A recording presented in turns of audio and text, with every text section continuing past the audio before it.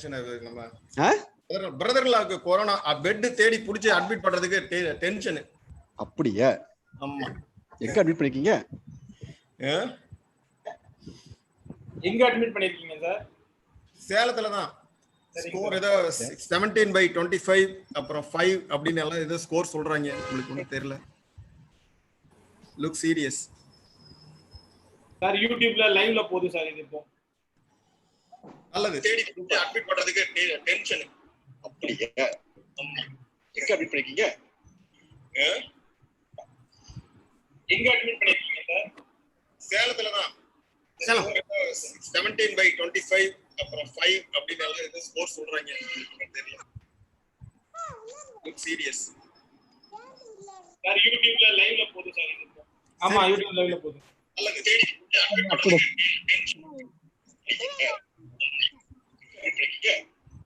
நான் முழிக்கிறா சர்டிபிகேட்டை தூக்கி எல்லாத்தையும் கீழே கொட்டினீங்கல்ல, ஒழுங்கா உங்க அப்பாட்ட சொல்லி காசு வாங்கி எடுத்துரு. சர்டிபிகேட்டை எப்படி வீணாக்குனீங்க? கஷ்டப்பட்டு படிச்ச சர்டிபிகேட் எல்லாம் வீணாக்கிட்டீங்கல்ல.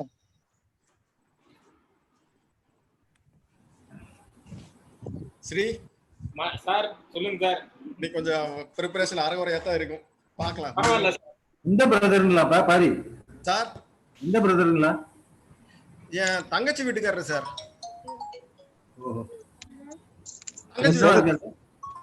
ஏஜ் என்ன சார்? சின்னம்மா பொண்ணோட வீட்டுக்காரங்க சார். வயசு என்ன? வயசு 50 வயசுங்க சார். என் வயசு தான் சார். நானும் அவனும் ஒரே வயசு தாங்க சார். எப்படி இருக்கு கால்குலேஷன்? எப்படி இருக்கு? 80 இருக்குங்க சார். சார் வந்துடுறேன் சார். ஒரு கால் வருதுங்க சார். என் பிரதர்லாம் கேட்டிருக்கேன் அந்த இதுக்கு. நான் வந்துடுறேன் சார்.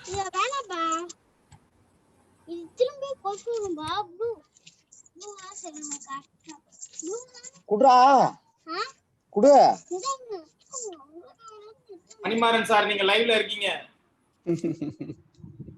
அவர் பேச்சு தானே? மணிமாறன் பேச்சு தானே? Hello sir. நடந்துட்டு இருக்கேன்.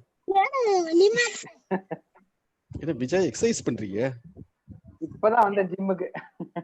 எக்ஸசைஸ் பண்ணிட்டு இது வச்சா ஜிம்லாம் ஓபன் பண்ணி போக பயப்படாம போயிட்டு இருக்கேன். அப்ப இல்லப்பா என்னோட ஃபிளாட் ஜிம், அதனால ஃபிளாட் ஜிம் யூஸ் பண்ணுவேன். ஓ அப்படியா? அதனால பிரச்சனை இல்ல. அவ்வளவு பிஸியா? இல்ல சார், சும்மா போர் அடிக்காம அப்படியே இங்க வந்து அப்பதான் இந்த வாரம் ஒரு நாள் வர்றது சார், அவ்வளவுதான். ஹாய் விஜய். ஹலோ பாரி. ஏதோ சொல்லிட்டு இருந்தீங்க. பிரதர் லாக் ஏதோ உடம்பு சரியில்லைன்னு. கேக்குதா விஜய்? கேக்குது. சேலம் பீக் போயிட்டு இருக்கோ பாரி? ஆமா ஆமா. தினம் 450. அவங்க சொல்ற கணக்கு 450 இருக்குது. ஆமா, உண்மையான கணக்கு கடவுளுக்கு தான் தெரியும். எல்லா ஹாஸ்பிட்டலும் ஃபுல்லு. பெட் கிடைக்கல. அதான் நான் சொல்றேன்ல, என் பிரதர் லாக்கு பெட் வந்து ஏதாவது ஹை ஃப்ளோ ஆக்சிஜன் வைக்கிறாங்க. பெட் வந்து கிடைக்கல. ஹாஸ்பிட்டல் உங்க ஹாஸ்பிட்டல் கிடைக்கலையா? உங்க தான் கூட்டு போனா அவங்க கிட்ட எல்லாம் ஃபுல்லு. எல்லாமே ஃபுல்லு. எங்க ஹாஸ்பிட்டல்ல வரலாறு காணாது. இது வழக்கமா 100 பேரெல்லாம் தாண்டது கஷ்டம். இப்ப 110 பேர் கொரோனா மட்டும் இருக்காங்க. அப்பாடி.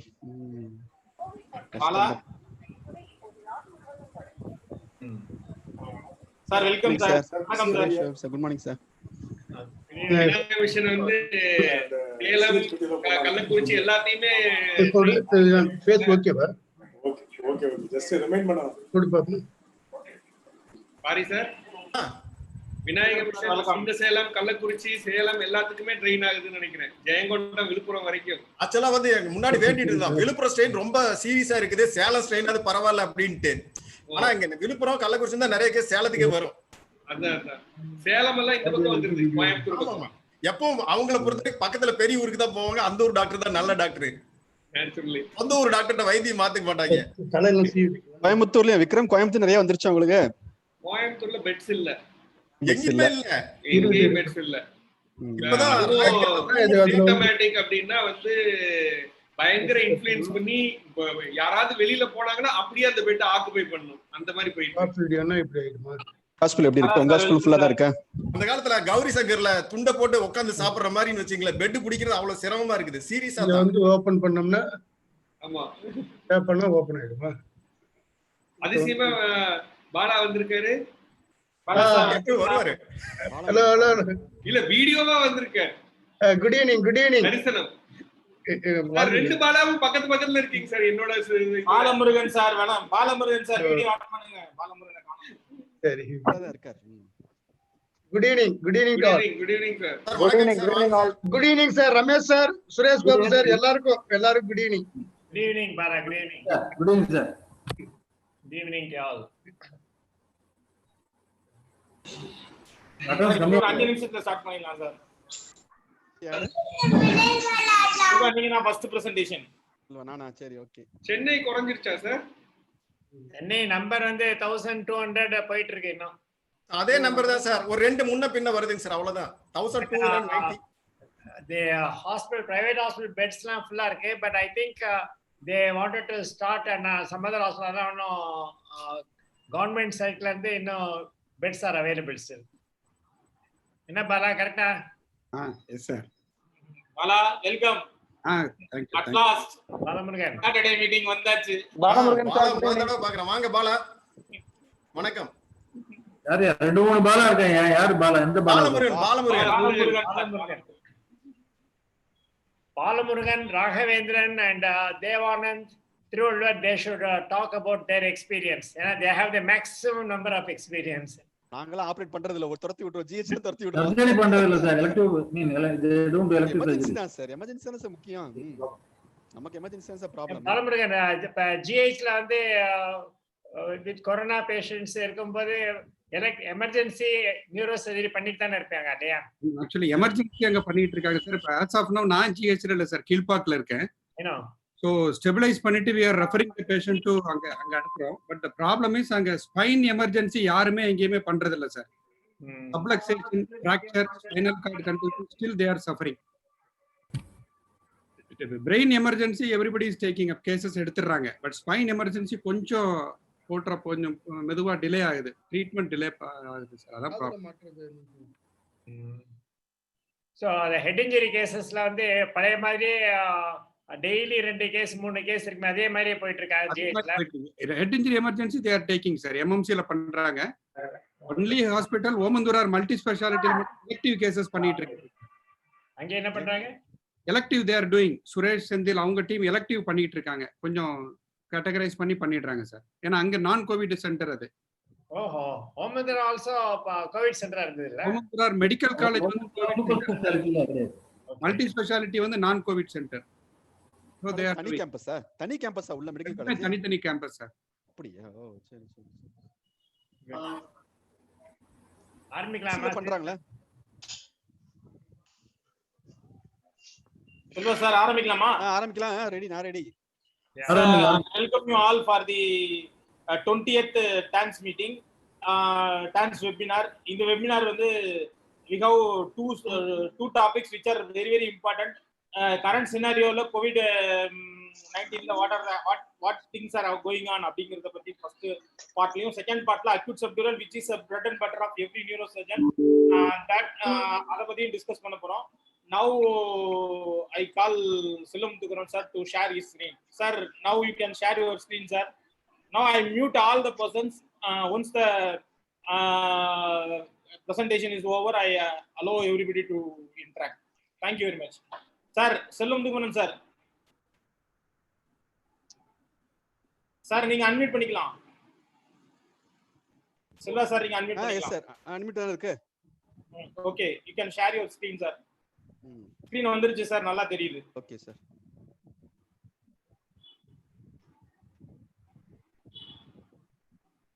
தெரியுதுல சார்? ஓகே. டீச்சர்ஸ் ஃப்ரெண்ட்ஸ், உங்க ஆடியோ சரியில்லை. இப்போ கேக்குதா? கேக்குது. இப்போ கேக்குதா? Okay sir, okay. Okay. Good evening teachers and friends. Today I am going to இல்ல, இன்னும் கொஞ்சம் க்ளோஸா வரணும். இன்னும் ஆடியோ. ஹலோ. கேக்குதா? Yes. Sure, okay. Today I am going to share our neurosurgical experience during this pandemic period. Actually, strictly speaking, so far we have not done any COVID positive cases. So far we have not done. 1 or 2 suspicious cases we have done, but so far we have not done any surgery for COVID positive patient as such. But probably I think we have to start because Definitely the cases are going to come, and next 1 year COVID is not going to end. So we are planning for that. So hospital is a high risk area. So risk maybe from anywhere, from the OP, casualty, operating room, ward, ICU, everywhere the risk is there. And whenever we tell that inside the hospital, anybody can be a carrier. I may be a carrier, my postgraduate may be a carrier, staff nurse can be a carrier, the patient may be a carrier, patient attendants may be a carrier. So all these places we try to social distancing. We try to do maximum social distancing. So OP management. This two parts you can see. In the initial period, we are not much worried. Actually, strictly speaking, in the March and April, when we don't know much about the virus, we were not worried much about this virus. But once Dr. Simon died, really, then only actually I got fear of this virus. Then only I started to see more precautions in everything, in seeing the patients, in operating. Then only I took more and more precautions. So before the pandemic, this is before the lockdown itself, what our hospital did is we had a screening OPD. So all patients who came into the hospital were asked for a certain set of questions: the travel history, history of fever, symptoms and signs of the COVID. They had examination. At that time, RT-PCR was not available in our hospital. In March, April, and May first week, for 6-7 weeks, we didn't have a RT-PCR. So in those time, what we did is we didn't allow any patients with the fever. So all these patients, when having a fever, just we gave some tablets and sent home. We didn't even allow the patient inside the hospital. So first 5 weeks, we didn't allow any patient inside the hospital. Whatever the emergency came, okay, we operated few cases. But by the time, because of the lockdown, RTA was practically nil, very, very nil, and neurology emergency also not much. So we operated only few cases. In the initial 1.5 months, initially from March into May 1st and 2nd week in OP, we were casual. As I already said, after Simon's death, and many doctors getting COVID positive by seeing OPs, then only we converted into OP. And now, the last 3 months, our OP consultation, we have a social distancing. We don't even touch the patients. And in OP, the sister, the duty doctor, the consultant, everybody sits with a PPE kit. PPE is not as in theater, but a disposable gown with a face mask, with a cap, and face shield with the N95 mask. So we are very careful in the OP. So coming to accident emergency, again, the first 6-7 weeks, we didn't have an RT-PCR. So we had very, very much difficulty. Initially, we took the CT scan brain, and initially we took the CT chest also. And at that time, few emergency cases came and we operated. We operated with the PPE kit and the N95 mask only. Later, now what is the protocol is, so now all the emergency people, emergency PGs and emergency consultants are wearing a PPE kits.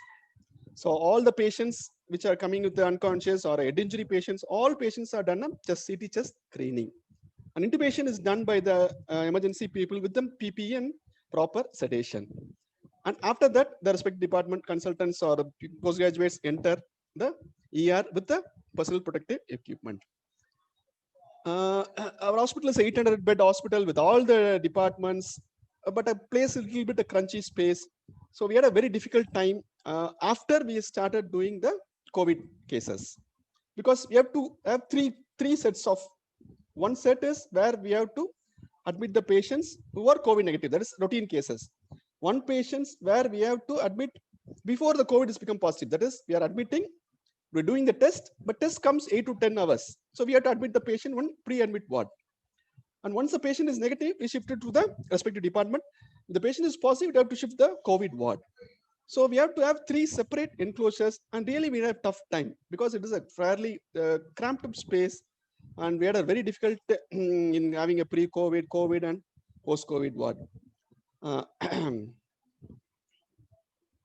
So what in OT, what we did is, as I already told, now for the initially for 6-7 weeks we did without COVID test. We did a few emergency elective. We didn't do anything. practically nothing we did except one, I think one spinal cord tumor, something I did it, one aneurysm I did it. Otherwise in March, April and May, till May first, second week where we get the RT-PCR, we didn't do any elective cases. And during that time, the anesthetist intubated with the wood. So they said probably the aerosol generation is very less. So with the wood, they intubated. And in theater, we reduced the number of people as much as possible. The number of staff were minimal, only one staff, one floor and one assisting staff and one theater assistant. And as surgeons, we entered the OT with the PP after 10 minutes. And craniotomy is done as shown in this video. So this we started in the we have an RT PCR itself. We did a thing. So what we do is we had a 2 rods, sterile rods. So we put some sterile sheath over that, both it. And then we have a plastic sheet covering the whole face up to the chest. So everywhere it is covered and it's practically closed. Initially, we made some holes in that with the scissors. So this is the whole thing. The whole area is covered. The whole area is covered. Can you hear me? Kekada? Hello? Hello? Audible. You are audible. Okay. The whole area is covered. We made some holes in that. Later we modified that. So we have 4 holes with a cuff. So once you enter this, it will lock the hand. So this is the way we did the craniotomy, and this is the way we prevented the aerosol generation. So another thing is our indigenous PPE. So indigenous PAPR kit. So this is our indigenous.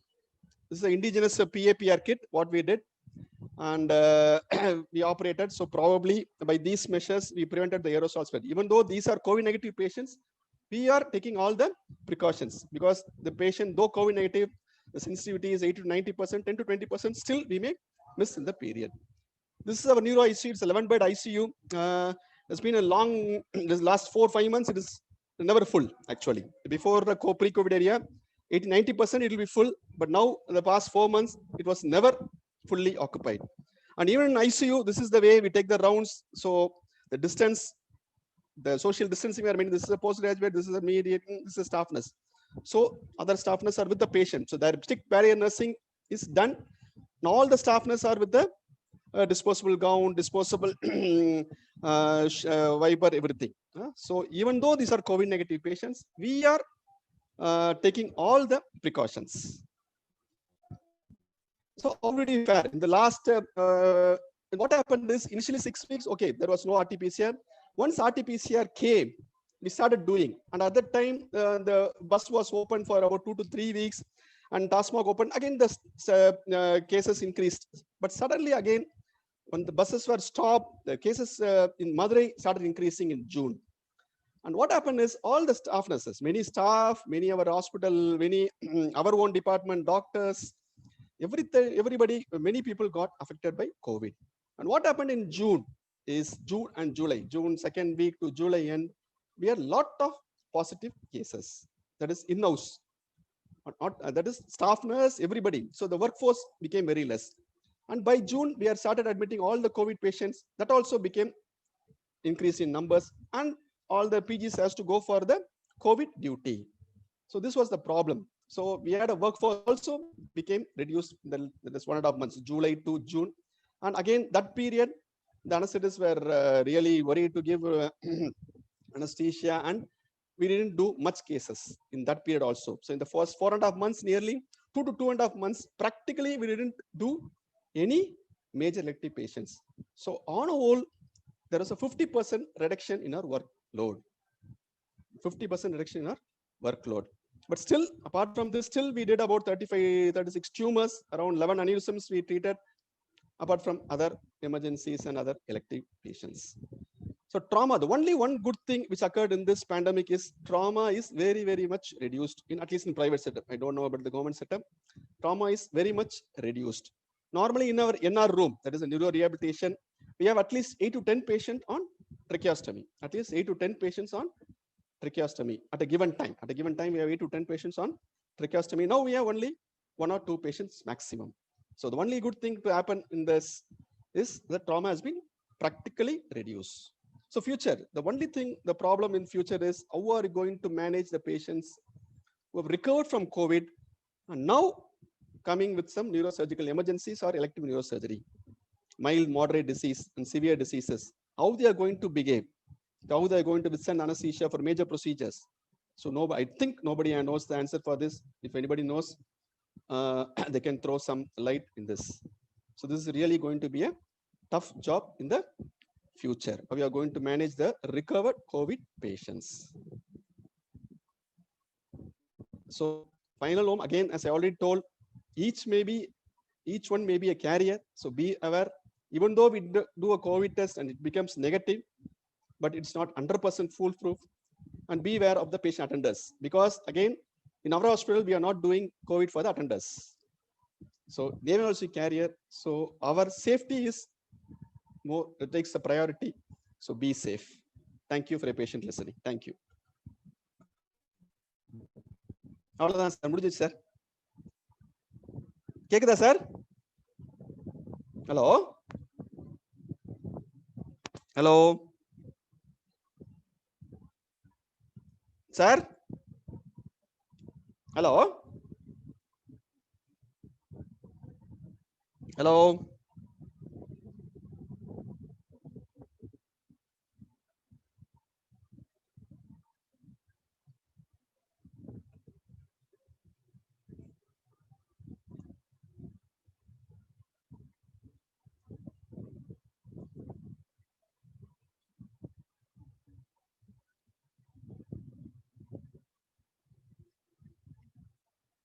Hello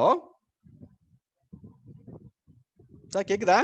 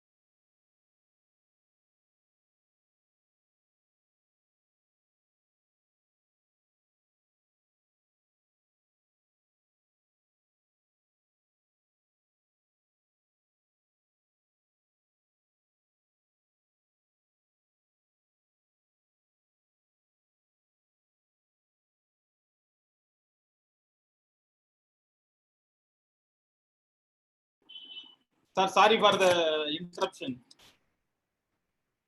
Silva sir. Sir. கேக்குதா? Sir கேக்குதா sir? கேக்குது sir Vikram sir கேக்குதா? கேக்குது sir Krishnakumar sir நீங்க you can share your screen. Krishnakumar sir you can share your screen. Unmute பண்ணு first. Unmute பண்ணியாச்சு sir. Krishnakumar sir.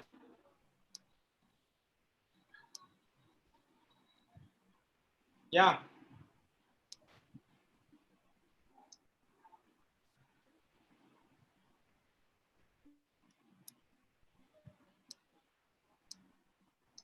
Sir audio கேட்கல Krishnakumar sir உங்க ஆடியோ கேட்கல.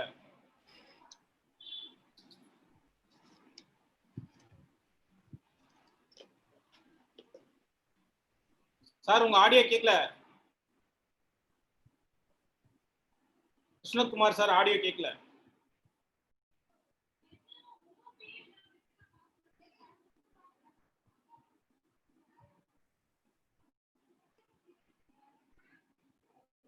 நீங்க அன்மியூட் பண்ணுங்க சார், ப்ளீஸ் அன்மியூட் பண்ணுங்க.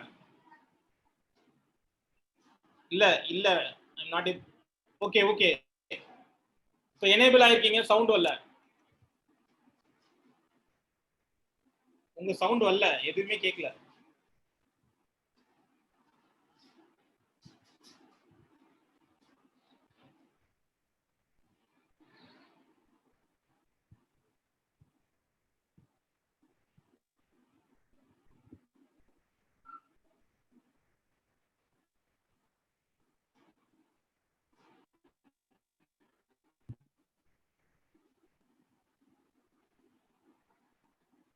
சார் உங்க வாய்ஸ் வரல, உங்க வாய்ஸே கேட்கல சுத்தமா.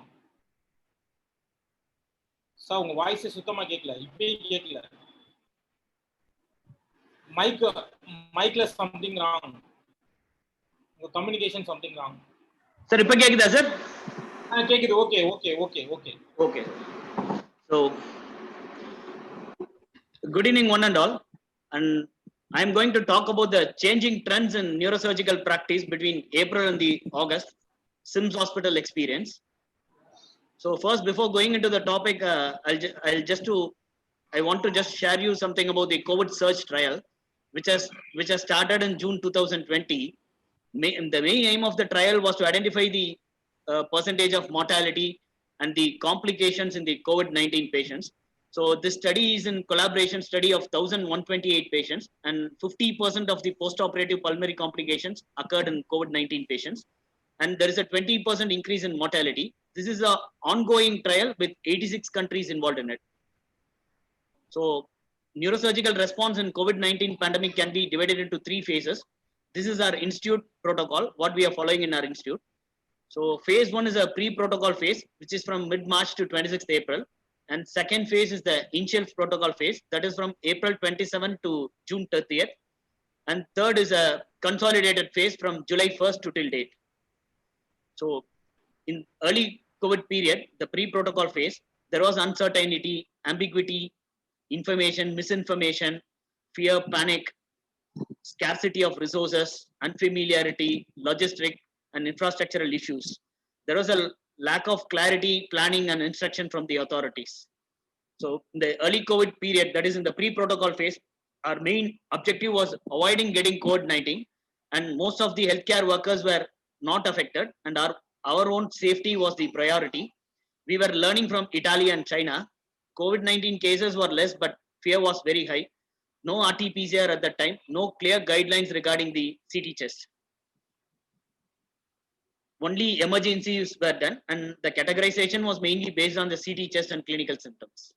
So in the second phase, that is in the protocol phase, with the availability of RT-PCR, clearer understanding of the COVID-19 pathophysiology, we formulated our protocol, that is STIC protocol, screening for surgical cases on testing and isolation to identify the grade of precaution.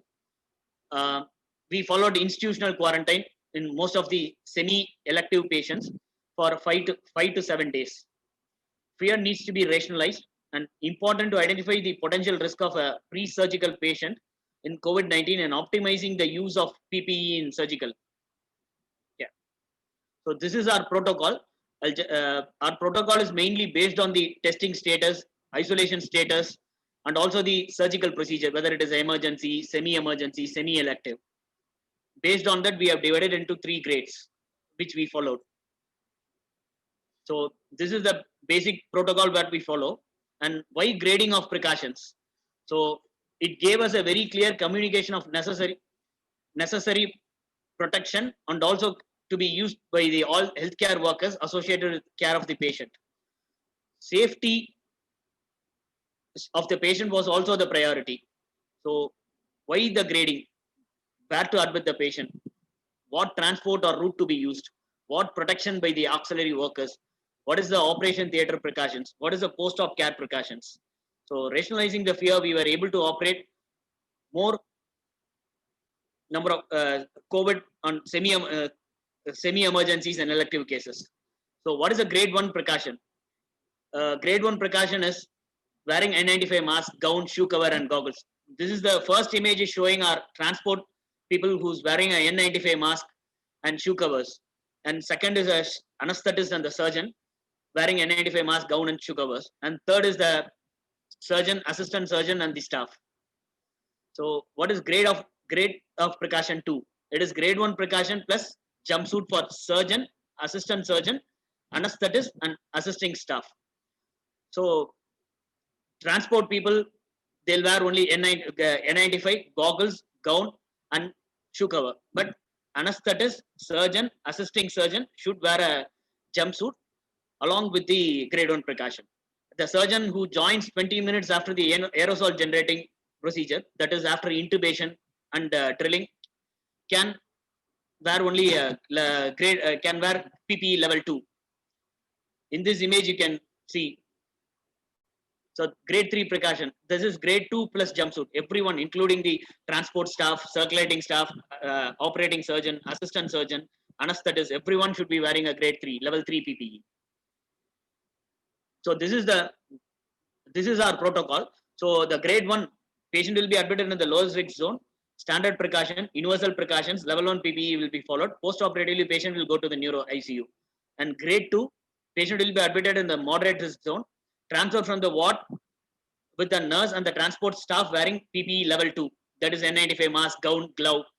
And in the theater, assistant surgeon, anesthetist, staff will be wearing a level 3 PPE. Surgeon, if he joins after aerosol generating procedure, it's optional. He can wear a grade 2 or a grade 3. And in grade 3, this patient will be admitted in a high risk zone and patient will be transported with the PPE level 3. And in OT also, everyone should be wearing a level 3 PPE. And post-operatively, patient will be going to the isolation zone. In phase 3, that is consolidation phase, confidence on our protocol feasibility and validity increased. Greater ease of RT-PCR availability. Gene expert kits were available. We can get the reports in 1 hour, but the availability of kits was less. Community spread is there now. COVID-19 treatment facilities are available at SIMS now, and home isolation instead of institutional isolation was preferred. Exceptions were the patients who are coming from Northeast or who don't understand the importance of the home isolation or based on their socio-economic background, we'll advise them institutional quarantine. Otherwise, we are following a home quarantine as of now. Our experience so far, total number of neurosurgical cases from April, we have done only 23 cases, and now in the August till date, we have done 54 cases. So it's a total of 162 patients from April to August. And in this grade 1 precautions are followed in 15% of patients, and grade 2 in 36%, and grade 3 in 49% of patients. This is the variety of cases what we have operated. So our tryst with the COVID-19 so far, the phase 1 pre-protocol phase, 11 traumatic brain injury patients had suspicious CT chest. In that, 8 patients turned positive. These patients were referred to the COVID approved center because we were not the approved hospital at that time. In phase 2 protocol, total of 2 patients who one is a pre-surgical COVID positive and other one spouse was positive. It's a false negative report, and no COVID-19 patients we operated. In phase 2 also we were not an approved hospital for COVID treatment. In phase 3, in consolidated phase, we had 3 COVID positive patients we have operated, and 1 spouse positive, false negative, and 4 patients whose second RT-PCR turned to be positive. So out of the 168 surgical patients, 2.9% of patients had second RT-PCR positive. By July, our hospital was approved for COVID admissions, and we did our first COVID positive patient on July 4th. It was a chronic SDH, and so far we have done 2 chronic SDH, 1 brain abscess. All were emergency cases. So in our phase 1 and phase 2 trial, 11 patient phase 2, 11% cases were COVID-19 positive, 1 spouse positive. But these patients were, that spouse positive was treated, but other 11 positive patients were referred to the COVID approved center. But in phase 3, in July, we operated on 1 positive patient. In August, we have operated on 3 positive patients. And recovered patients, we have operated 1 patient in July and 1 patient in the August. So strict protocol. What is the usefulness? Out of 162 patients, 3.7% were detected positive on second RT-PCR and were deferred surgery, and we have postponed the surgery for this positive patients, second RT-PCR positive. So usefulness of grade of precautions application. So I am showing some examples. This is a case of a pituitary adenoma. This patient was on isolation for 3 weeks, and 2 RT-PCRs were negative, and HRCT chest was negative, attender was negative. So we followed a grade 1 precaution for this patient. And this is a second patient who had 2 weeks of quarantine, 2 RT-PCR negative, CT chest is negative, and patient attender is also negative. We followed level 2, grade 2 precautions for this patient. So this is another case in which a patient was losing the vision, and so we have to operate with the grade 3 precautions.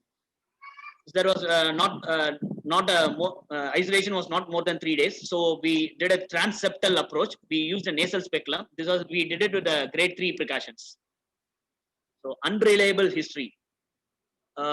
In the mid of May, we had a patient with a meningioma who presented to us, and the patient has underwent a COVID test, RT-PCR outside. It was positive, but attenders didn't reveal it to us.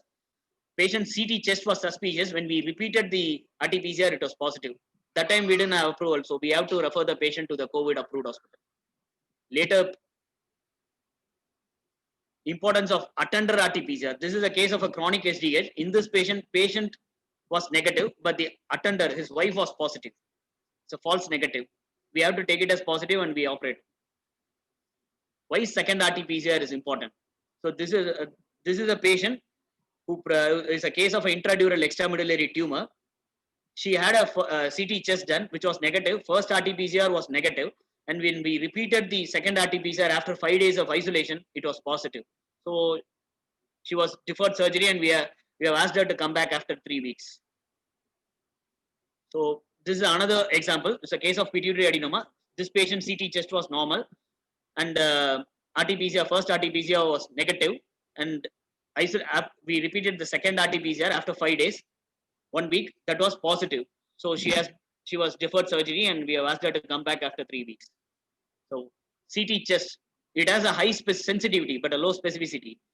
And this is a case of a head injury, a medical student who sustained head injury, who was referred to us with a RT-PCR report, which was negative, but CT chest was suspicious. Then we repeated the RT-PCR on the 5th day. It was also negative, but the repeated CT chest was again suspicious. So take home points: CT chest has a high sensitivity and low specificity. Second RT-PCR and 5 days of isolation is of importance. Doing RT-PCR for the patient attender is also important. Institutional strict protocol is necessary. This is our team. Thank you. Thank you, sir. Thank you. Thank you, sir. Pari, sir. Pari, sir.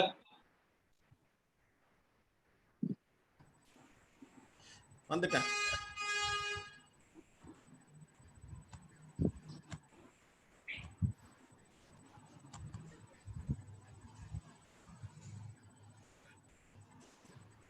Sir screen தெரியுது. கேக்குதா? Voice நல்லா கேக்குது.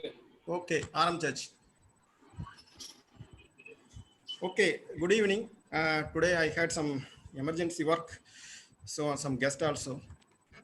So I am talking about impact of COVID on neurosurgery of type 2 cities like Salem. So already doing surgeries, lot of problems. Today is 150th day of quarantine. I am talking about Salem and Tamilnadu, how we are doing.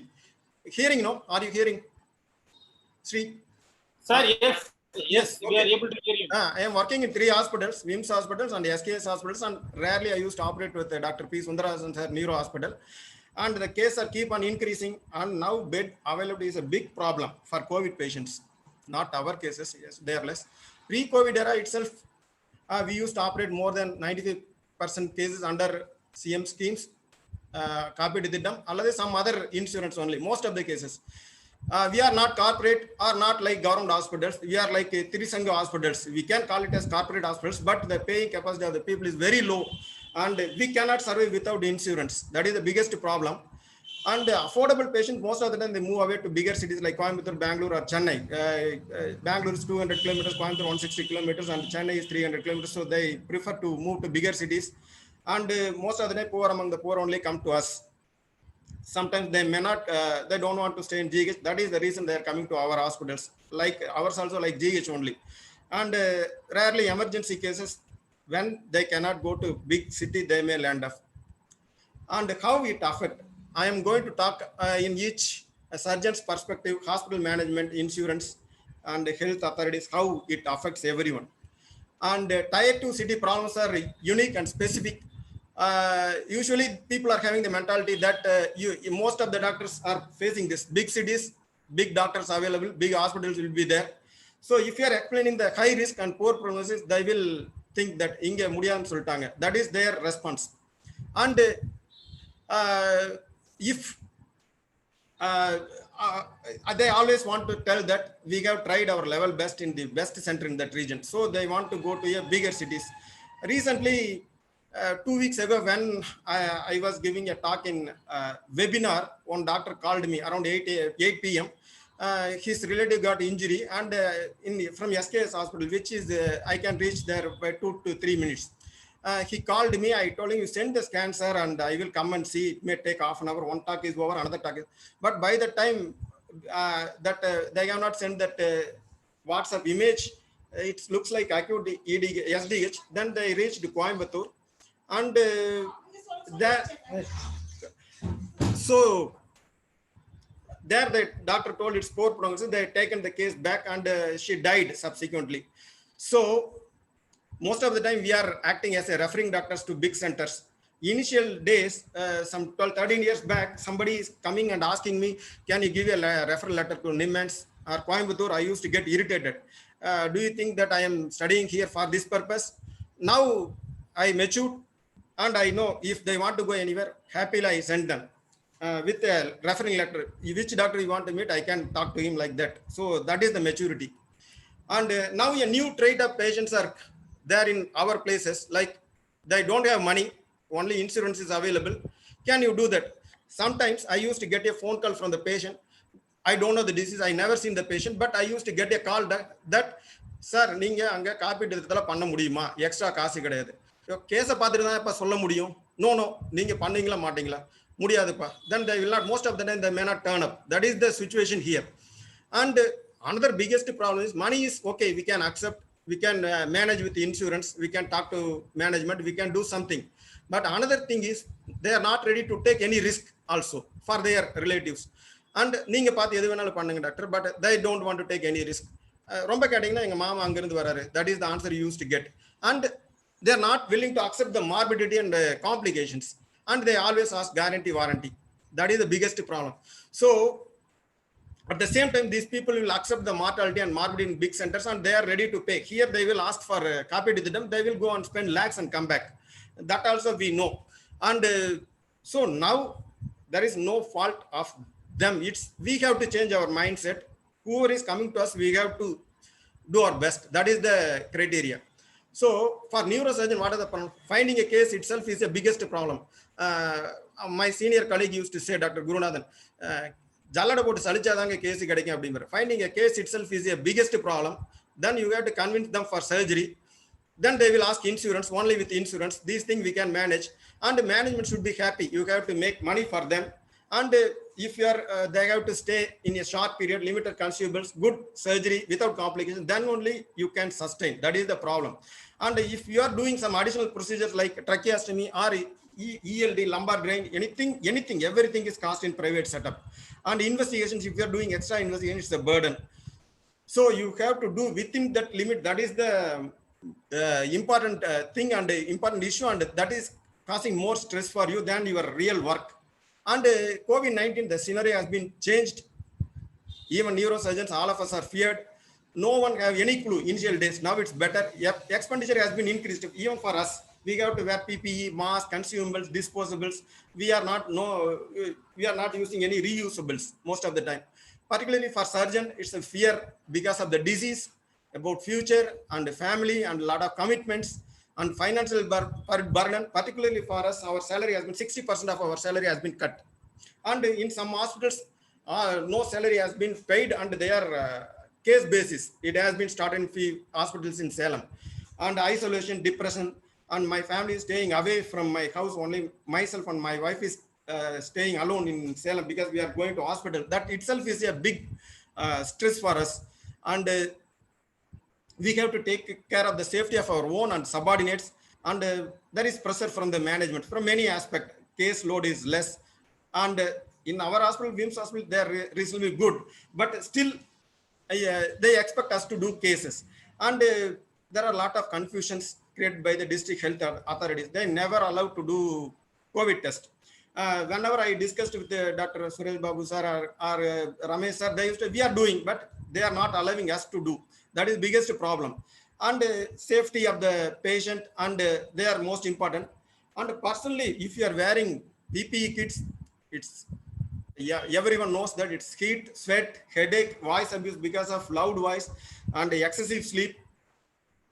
And another problem is, biggest problem is to convince the management get the diagnostic and treatment facilities. They used to say, and the doctor kekla neenga mattum yanga kekringa. That is the important thing, and we are doing without these things. Why you are so particular about that? So you have to convince your management to get these things done. Positive side, it's a health.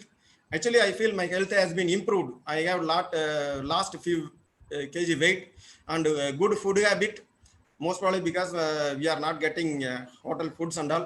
And TANS webinar is another fantastic thing happened in this period, academics, and a lot of new friendships, and I am learning a lot. Particularly, even though we are saying that junior colleagues are learning a lot because of this webinar, particularly I feel I have learned a lot, and getting closer with our friends. Previously, we never used to talk to our friends regularly. So now once in a week, at least we are talking and sharing knowledge. And I have finished 2 short certificate courses also during this period. You can see that sodden skin in my hand. And the hospital management, for them also, it's a big burden. It's additional cost for sanitizer, providing new hand wash areas, separate rooms, ways, pathways, ramps, everything, mask, soap, isolation facility, and facility for patients, doctors, and employees. And they have to take care of the safety of the employees, running the show without loss. And the lack of workforce, because of the fear, a lot of people, they stopped. Their family, they are not sending their, particularly nurses, for work. And salary to the employees, at least they have to pay something. And another side is pressure from the government rules.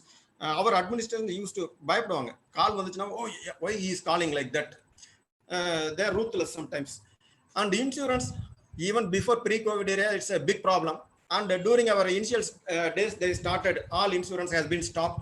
And previously, for government employees insurance, approval will come within 4 to 6 hours. Now it took 2 to 3 days. Now again, now the situation is okay.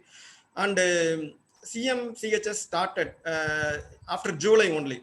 And now almost we are doing all routine cases. Before that, there was a stagnant phase, and they are not giving extra money for COVID testing and all. And they never paid money for the second procedure. If we are doing 2 procedures like posterior fossa tumor with the external ventricular drainage, they have to give half of the cost for the second procedure, which they never used to pay. And sometimes they refuse to claim. 2 months ago, I have sent a patient's photo because he deteriorated and he was on Riles tube. Without Riles tube, there was no photo. So they refused the claim and we have to fight and get the money back. And the district health authority, they are the highest nodding officer and they create biggest nuisance. They close the hospitals and it's a big stigma for the hospital. And people are suspicious about the hospital. There was no standard protocols and guidelines and no clue about the disease in the initial period. There was less number of testing centers. When they all Chettinad hospitals and SIMS hospital, they start doing, we are not having facility. Only government hospital only they are running. For that also they have a lot of queries. They will not do for all patients. They used to ask why you are doing routinely for all cases like that. And then they never permitted COVID-19 test because they don't want to show the numbers. That is the biggest problem. And they are obviously having pressure from their higher authorities. And there are a lot of regulations for testing like that. They have to admit the patient. Then only they can do testing. There is, even now, that is the situation. You cannot do test on OPD basis. And healthcare workers, definitely, I am talking about our subordinates. There was apprehension and fear among them and lack of awareness and contact and quarantine and loss of manpower. And so far, yesterday, 2 of our OT staff got infected and previously 1 more staff, the 3 of my staff got infected. And the cost of treatment is very, very, very, very high, which is unexpected. And from patient side, there were a lot of fear, apprehension, same isolation. They isolate the family and they used to put taganadipanga. So they feel ashamed.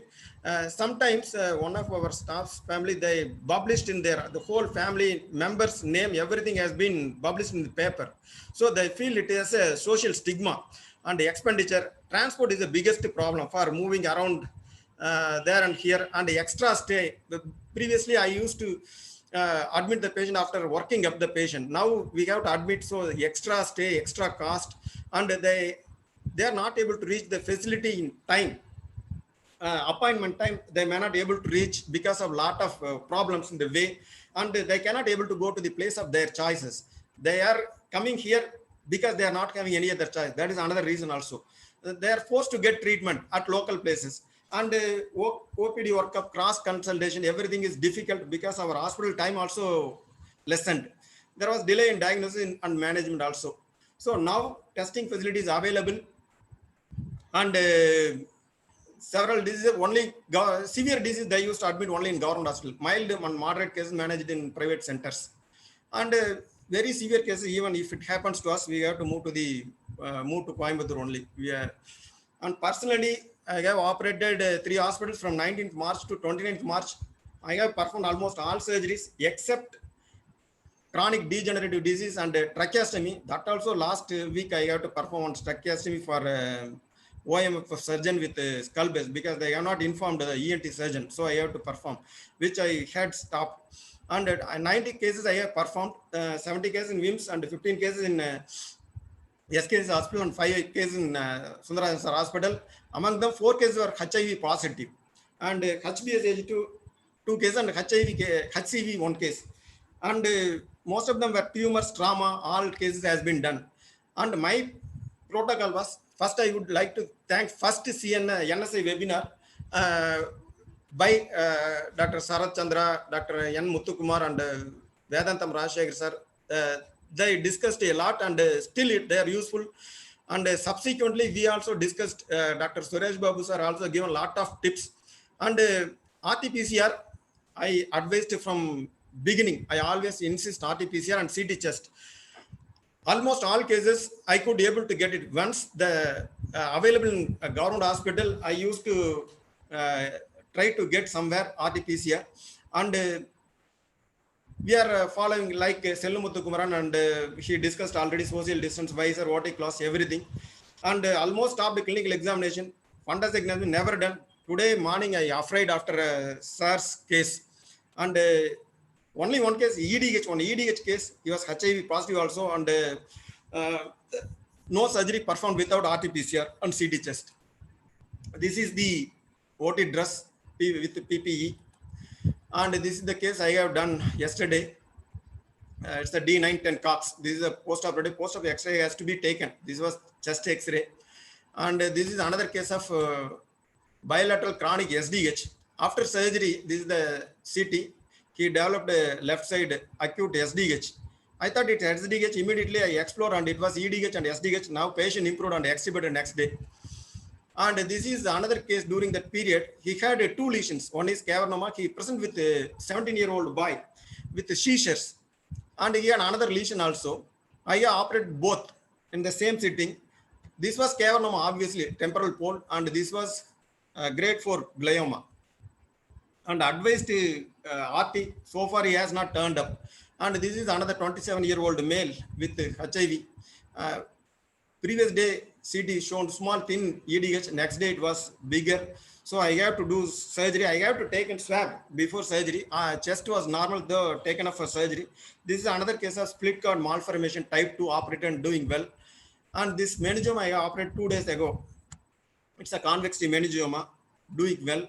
This is the CP angle schwannoma operated 4 weeks ago. Routine protocol, there was no change in the protocol. And this is another interesting case. Operated, I thought it was like a trigeminal schwannoma or meningioma like that. I have operated. Tumor was little bit, dura was thick and tumor was little bit fibrous like only. I thought it looks like schwannoma. Ultimately, the report came as aspergilloma. So patient completed a course of voriconazole and he is doing well. Now 2.5 months over. And this is another case of bilateral contusion. Managed considerably initially, but the size has been increased. So surgery performed and doing well and discharged. COVID test done. And this is another case of pineocytoma.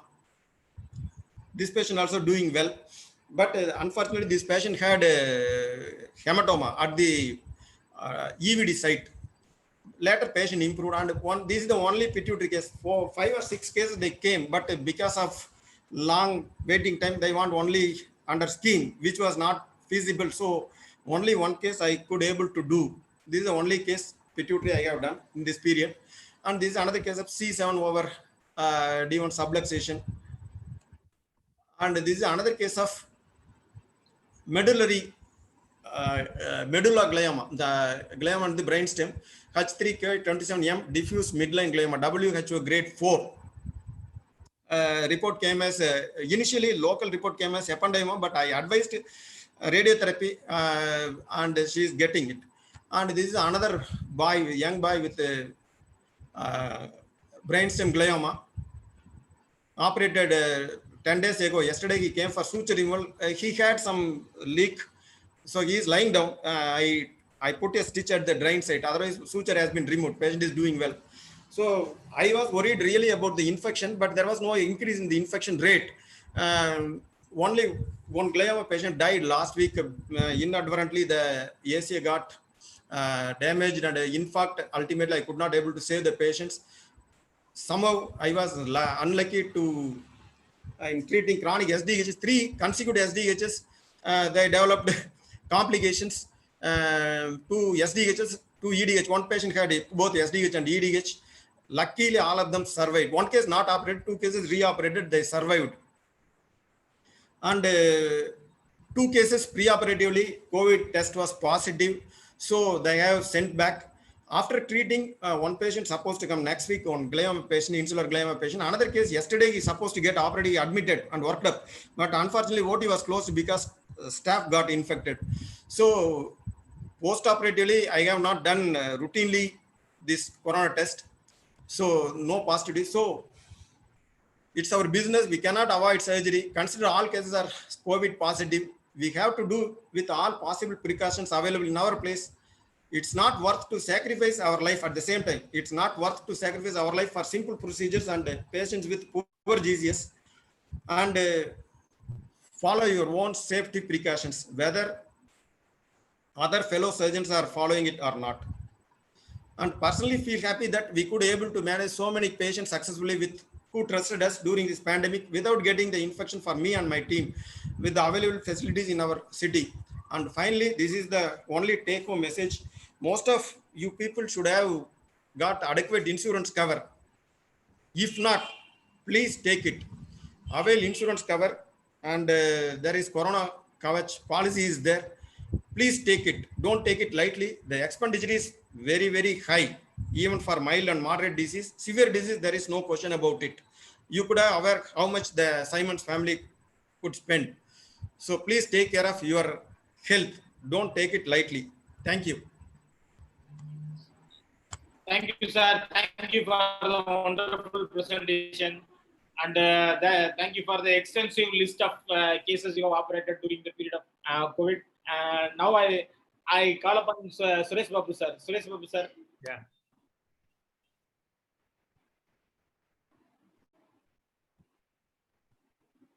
Sir? Yeah, come in. Yes. Sir, it is visible, sir. You are also audible, sir. Can you see me now? Yes, sir. Yes. So, good evening to all. After listening to Pari, I feel, working in Chennai is a big boon for us because we get everything done quickly. And because when we have this COVID, somehow I was reminded of the HIV period. You know, in 1980s, some of you would not have been born, or some of you would probably have not entered medicine. 1986, first time the HIV was detected by Dr. Ramanujam at Madurai Medical College Virology Lab. So during that period, JKBC may be remembering, so we had our attitude towards the HIV patients was so keen to what we have now.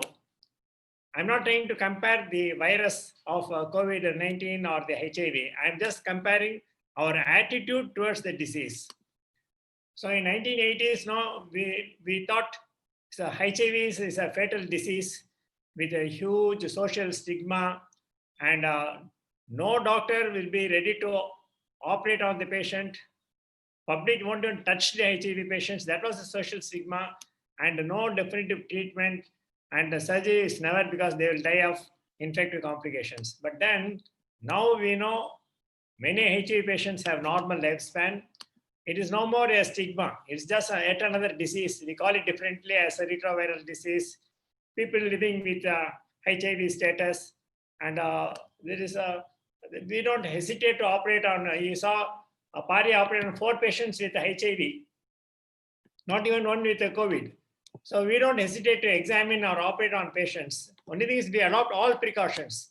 We use single-use needles, safe transfusions, and now, of course, the antiretroviral therapy is so effective. It is like treating a tuberculosis patient. Mycobacterium tuberculosis can be treated with medicines. So also HIV can be treated with ART. So that is the concept. Now, of course, and it's also very safe to operate on HIV patients if CD4 count is more than 200 and viral load is low. So now if you take COVID-19, when it started in March, April, we were frightened by the high mortality rate that was reported from Italy and Spain. And so we were really worried about that. And we had a lot of social stigma in April. A lot of our nurses, they refused to have testing done, because if they have the testing done, the house owners will ask them to go out. And if they are reported positive, the corporation people will come and catch them and take them away from home. So nobody wanted to have testing done. So that was such a bad social stigma COVID had at that time in April, May, June also. And of course, none of us wanted to touch or operate on patients because we had the fear of getting COVID. And I know a lot of the doctors, including neurosurgeons, closed down their clinics, stopped going to hospitals, closed down the hospital. So all these things were done because of the fear of COVID. And of course, there's no definite treatment. And there was a concept that surgery will lead to 20 to 50% mortality. But now in August 2020, now we know it's a disease with a very low morbidity and mortality. And the social stigma is almost gone now. And of course, we are not avoiding surgery in patients with COVID. Only thing is we take due precautions and continue normal professional work. And of course, there's no definite treatment, but we know most people don't need any treatment. It's a self-limiting disease, only supportive care is needed. And of course, surgery will lead to treatment that we don't know. It's too early for us. The number of positive cases which we have operated is so low, we can't come to any conclusion. So that is the state of affairs now. Now, the most important message I want to tell is you take due care and continue normal professional work. And I think that Krishna Kumar told the rationale. We try to understand the disease transmission. We try to understand the risk, and then you take precautions. Not as a routine wearing PPE jumpsuit for everybody is not rational. It's not necessary. We have to be very selective and do what is required. That is scientific. The most important thing is we should avoid being a close contact. We should not be a close contact to anyone, to the patient, to our colleague, to our, anybody outside any community. We should avoid being close contact. What does that mean? We should keep a distance of more than 6 feet. If you keep a distance less than 6 feet for more than 15 minutes, and if you are without having N95 mask or face shield, then you are a close contact.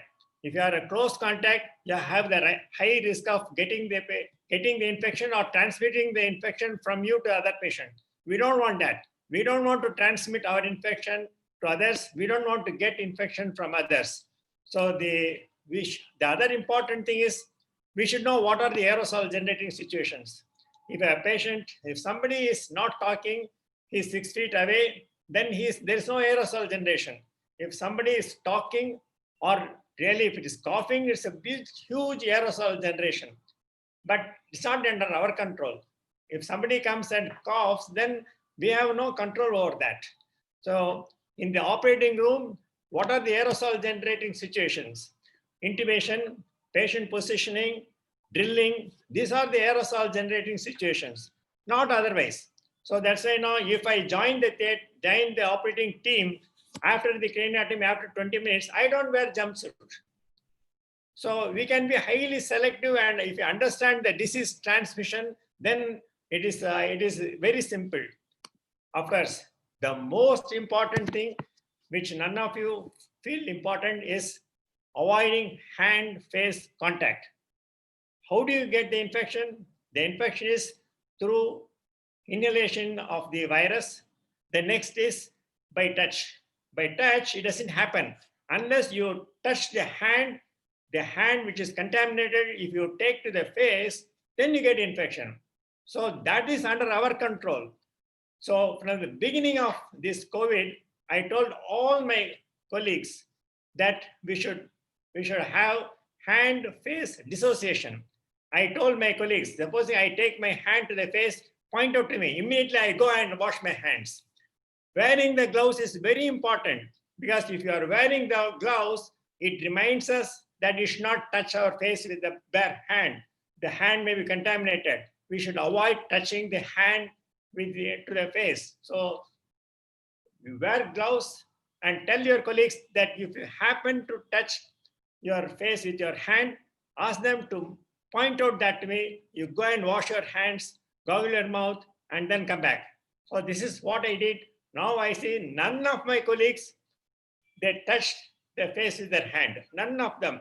They're all now tuned. So it's very important that all of us you do that. And at SIMS Hospital, we learned from our own co-healthcare workers, our own colleagues, our own doctors, our own nurses. We are 4 consultants at a neuro department. None of us got any positive. I have checked myself twice. I checked antibody once. I'm negative. I have not got the infection. That means I am still susceptible. I have to be more careful. We have 2 senior registrars, 2 physician assistants, 2 residents. Of that, only 1 student resident got the infection, and that's because she was not able to wear N95 mask.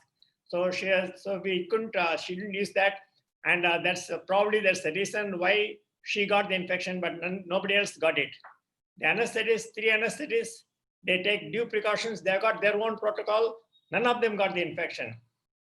In the OT, where are the 8 nurses and 6 technicians, none of them got the infection. Whereas in neuro ward and neuro ICU, we have 17 people.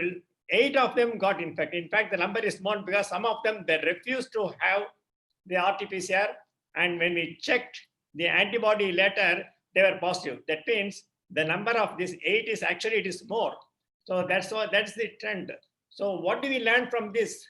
What do we learn? We see that nobody is getting in the OT. That means OT is the safest place. OT is the place the surgical team cannot follow distancing. We are very close. We are within 3 feet. And the exposure time is more than half an hour. Most of them, sometimes it goes to 4 hours, 6 hours also. We are together. So social distance is not possible. You can't minimize the exposure time, but still we don't get. The reason is we have N95 mask, we have face shield, we take all the precautions to avoiding the aerosol generation, everything. So OT is the safest place for neurosurgeons. The worst place is ICU dining room. You see, our ICU nurses got most. We found that they are all taking care when they see the patients, but they sit together and eat. When they eat, you can't use the N95 mask, you can't use face shield. And none of them use a spoon. So they have to use the hand and take the hand to the mouth. So you can imagine one nurse got from the patient and she spread the disease to 6 of the colleagues. So the ICU dining room is the worst place to get the infection. And of course, hostel can be equally bad, but we have not found, we have not had any positive patients so far. So now we have very strict dining room rules. We have made provision in the dining room, only 3 people can sit at a time at a distancing. And we have opened the terrace with a big area of the shamiana where they can sit and eat leisurely with social distancing. So we had to do all these things to cut down the rate of infection among the ICU staff. And we found that transmission from the co-health worker is more likely than transmission of the patients. Patients are not risky because we take due precautions when we see the patients. But when we talk to our nurses or doctors, we are not taking the care. So they are getting infection from the co-healthcare workers, not from the patient. Most healthcare workers acquire infection from the community and the family. The husband is working in a Stanley hospital, he gets infected, he comes and spreads to the nurse, to his wife at home, and the patient, and she comes without knowing that she comes, and that's how the patients, the healthcare workers were affected, not from the, of course, there were a few cases which the patients have transmitted to the, but it is very much less. Most patients got from the co-health workers. Of course, the other important thing is, if you don't know, if you have not done RT-PCR, then we say it's unknown COVID status. Those patients have to be treated as COVID positive in the emergency room, in the OP, as inpatients, and in the OT. That's what we follow. The other thing which we follow is, we operate on a patient, unknown COVID status, then next day the patient, we do RT-PCR, it found to be positive. There's no need to quarantine the OT team, if provided grade 3 precautions that used. If you have had grade 3 precautions, there's no need to quarantine any of them. So if the nurse turns positive, then there's no, then that means it is that that nurse has not, there's a breach in the use of the PPE. So that's what we conclude. So far, we have not had anything like that, because none of them had any breach of the PPR. And of course, we did random testing to say whether they are positive or negative. If somebody has operated in the team, and then we checked them on the 7th day, and we found that the random testing, they are negative. So I feel there's no need to quarantine OT team after the surgery on positive patients or unknown COVID status patients. But still, we are postponing surgery in positive patients. The reason is not for fear of spread of the infection from the patient to the doctors or the nurses, but for fear of the reported high morbidity and mortality at a post-operative period.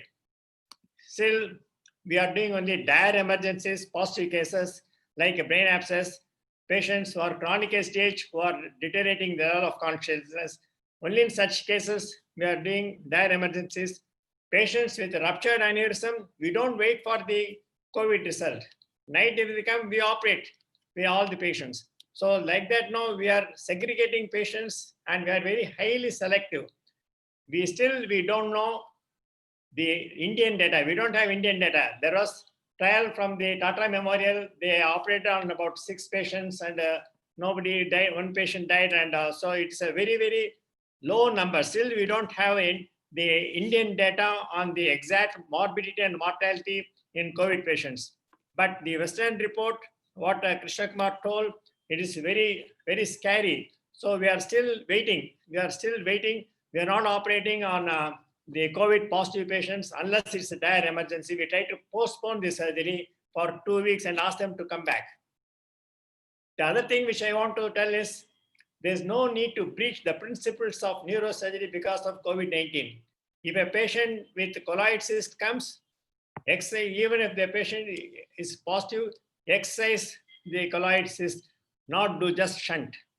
And if the patient with a large pituitary tumor comes, if you think it is an indication for transsphenoidal surgery, do transsphenoidal surgery. Don't resort to transcranial surgery. If you have to do a craniotomy with a high-speed drill, do with high-speed drills. By doing with a Hudson brace, and that's you are prolonging the surgery, and you're not used to it now, and you may do more damage by doing that. So we don't need to breach the established principles of neurosurgery just because of COVID. It is yet another disease. We should understand the disease. You understand the ways of transmission, the situations where it causes the infection, and avoid that. That's the message I want to give. Our team should feel safe to work at hospital. Our patients should feel safe to get treatment at hospital. That is our concept. To the team members of the operating team, we have formulated institution-specific protocols. Every institution should have a specific. We have different protocols. We have a ward for highly suspicious patients. We have a separate lift to take the patients to theater. We have a separate emergency theater where we operate only COVID positive patients or highly suspicious patients. But all cannot have that. But still, you can have specific protocols to suit the condition. Very important that to the team members, we should ensure safe environment and adequate supply of PPE should be provided. No doubt about that. And the team members they all had a supervised training in the month of March and April. They all got tuned when the incidence of COVID was low. We got the training to everybody. They're all supervised the training by our infectious disease team, and many of us were involved in that team. Many of us were involved in the formation of institution-specific protocols, especially my colleague Vishwaraj Ratha was very keen on, he formulated our protocol so much. I should thank him for that. And at the same time, we have to allay fears, motivate the team, because some of the nurses were scared to come for surgery. They were scared of it. So we have to allay fears. We have to tell them the protocols. We tell them how to avoid that, how to prevent that, how to make the surgery safe, not only to the patient, to the healthcare workers. But at the same time, we have to insist on the protocol compliance. So that's what we did. Of course, I don't know that you can see, there is a glass which separates from the patient and myself. The patient wears and we wear that. I don't wear this full PPE to see the patient outpatients because the exposure there is very unlikely. It's more than 15, be less than 15 minutes. I don't need to use this PPE. And of course, we broke the wall here for cross ventilation. So all these things the hospital made for us. The anesthesiologists have their own protocol. All patients now had video laryngoscopic intubation so that they are not exposed directly to that. So that's one thing. And then the earlier now used to use video laryngoscopy only for difficult intubation, but now for all patients, they do video laryngoscopic intubation.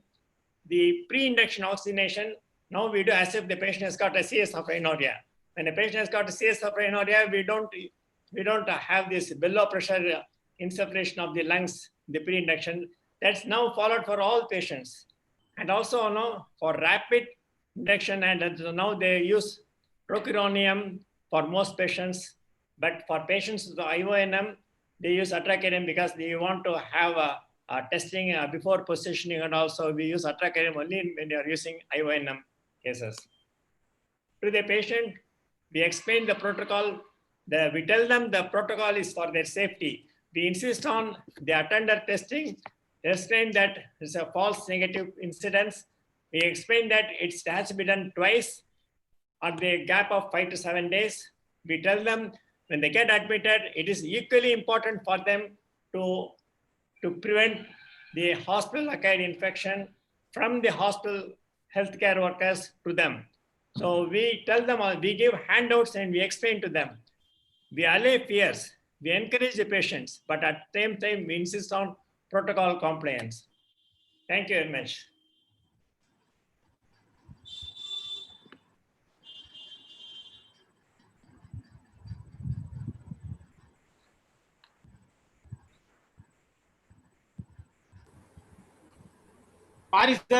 Pari sir நீங்க next present பண்ணுங்க. Ramesh sir முதல்ல present பண்ணுங்க sir. என்ன pass sir? Ramesh sir present பண்றாங்க முன்னாடி, இதுக்கு முன்னாடி.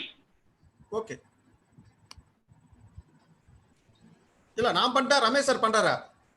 Ramesh sir பண்றாங்க. வந்துருச்சு, ஸ்கிரீன்ல வந்துருச்சு. Okay okay okay good. நீங்க அதுக்கு அடுத்து. Okay. Are you able to see? Yes sir, yes sir. I am able to hear you also sir. Okay.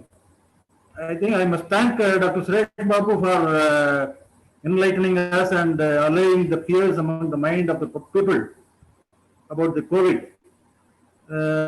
But what I would suggest is, everybody, as he said, everybody must have his own protocol according to the setup and facilities available. Dr. Suresh Babu is lucky to have a fantastic setup where you can implement strictly the protocol what he wanted. But it may not be possible in every place, like especially in government institutions and smaller institutions. So I think we have to formulate institute-specific protocols, and we have to proceed with as it become a new normal. I think we should. Same thing as Dr. Suresh Babu said. Initial 3 months we had a cautious optimism, we had to tread cautiously on COVID. But last month or so, we have also started doing elective cases, but mostly on COVID negative patients. We have still not got a COVID positive patient to operate. But yesterday only I had a patient whom I could not test COVID, but I did a CT test, it was negative. So I proceeded with emergency surgery because it was a patient was in bad shape because of the large intracerebral hemorrhage. So I think we have to formulate our own protocol and act accordingly to the situation. And we need not have unnecessary fear, but at the same time we have to take adequate precautions to prevent infecting oneself and giving infection to others also. Coming to today's main topic of the webinar, subdural hematoma, acute subdural hematoma.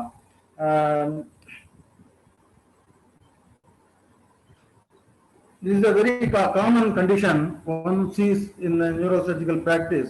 Probably everybody does it. Probably as a first case, probably doing is residency training. And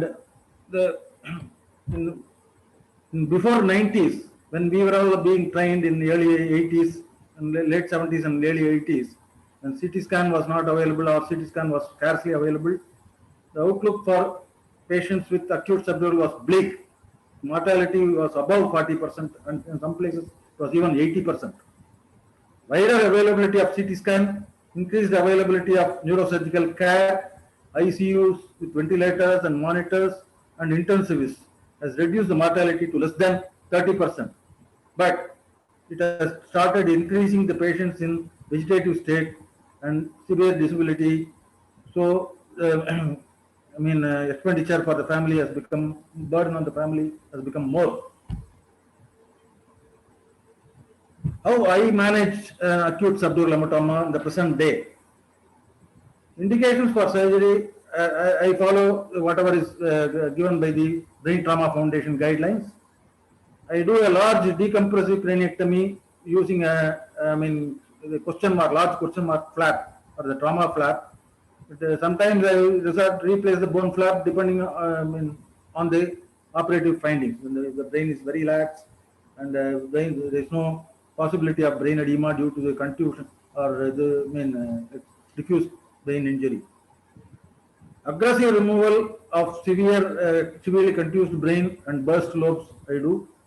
That has reduced the edema, helped in reducing the brain edema, focal brain edema. And duroplasty I always do with the dural substitute, synthetic substitute. And I do my electroventilation for these patients in poor Glasgow Coma scale, 48 to 72 hours to reduce the intracranial pressure. And where I do the decomposite craniectomy, I do the cranioplasty using the freezer preserved autologous bone flap after 2 to 3 months. This is the protocol, this is the method I follow for managing acute subdural hematoma. What are the brain trauma foundation guidelines? These are formulated in the initial guidelines. Now the 3 or 4 guidelines have come. The initial guidelines, the surgical, dealing with the surgical indications for surgery in brain trauma, traumatic brain injury, which came in 2006. The indications are listed as, irrespective of the Glasgow Coma scale, SDH more than 10 millimeters of thickness or midline shift more than 5 millimeters, you have to operate. In patients with Glasgow Coma scale less than 9, even with a smaller subdural hematoma and less midline shift than 5 millimeters, if the Glasgow Coma scale falls more than 2 points between the time of injury and hospital admission, one has to do surgery. In patients with asymmetric asymmetric pupils, you have to operate, evacuate the subdural hematoma. And where ICP monitoring is done, the ICP exceeds 20 millimeters of mercury, it is an indication for surgery.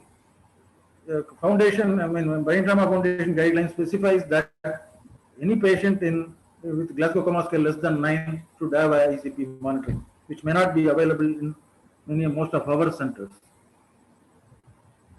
Timing of surgery should be done as early as possible. Whenever there is an indication, you have to do the surgery as early as possible. And surgical evacuation should be done with a large craniotomy, with or without bone flap removal and duroplasty. Duroplasty is very important. Many people do just leave the dura without doing duroplasty, but it causes a lot of problems post-operatively and whenever you want to do a cranioplasty again or redo surgery. Though the decompressive craniectomy is being performed more often and in traumatic brain injury, there have been a lot of discussion on this, whether it is really beneficial. One of the early trials, the DACRA trial, which came in 2011, where they studied about 100 and odd patients, 140 or something patients, so severely diffuse brain injury with refractory intracranial, not acute subdural hematoma, but the refractory intracranial hypertension because of diffuse injury. They did bilateral decompression, bilateral frontal decompression, and they found that it helped in reducing the intracranial pressure and length of the stay in the ICU. But more unfavorable outcomes were found in patients whom they had to do decompression, whereas medical management did better. And ultimately, in the long term, both were almost similar. The outcome in both the series were almost similar. Next came the rescue ICP trial, which again dealt with management of patients with severe diffuse axonal injury, diffuse injury, and diffuse brain injury, where the patients had severely refractory intracranial hypertension. They did a trial with decompressive craniectomy. This trial involved about 400 odd patients, in whom decompression was done in about 200 odd patients and rest managed medically.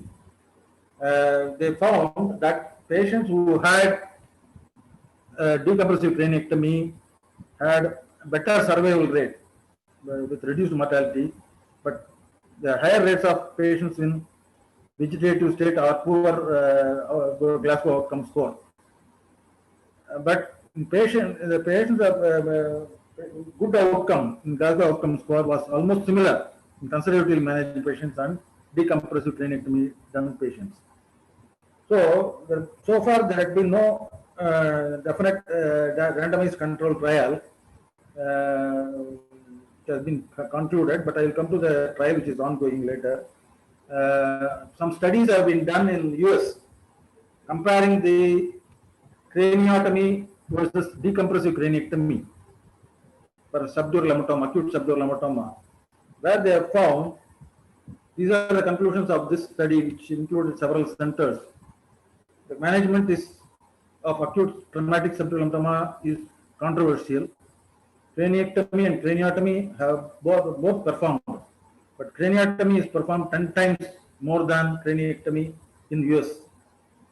The case mortality rate for craniotomy significantly increased to 2000 compared to 2006, increased significantly in 2011. Probably it was due to the case selection where they had to do decompression, where the patient had severe brain swelling, which resulted in the poor outcome. And patients who underwent craniectomy had a 1.7 higher risk of higher hospital mortality than the craniotomy patients. This may be due to because of the patient's condition before surgery. Another, there was a randomized, this systematic review or meta-analysis involving patients who had decompressive craniectomy and craniotomy for acute subdural hematoma, again from US. About 2006 patients who had craniotomy and 451 had craniectomy. And again, the selection of patients for decompressive craniectomy patient had a lower Glasgow coma scale than the patients who had a craniotomy.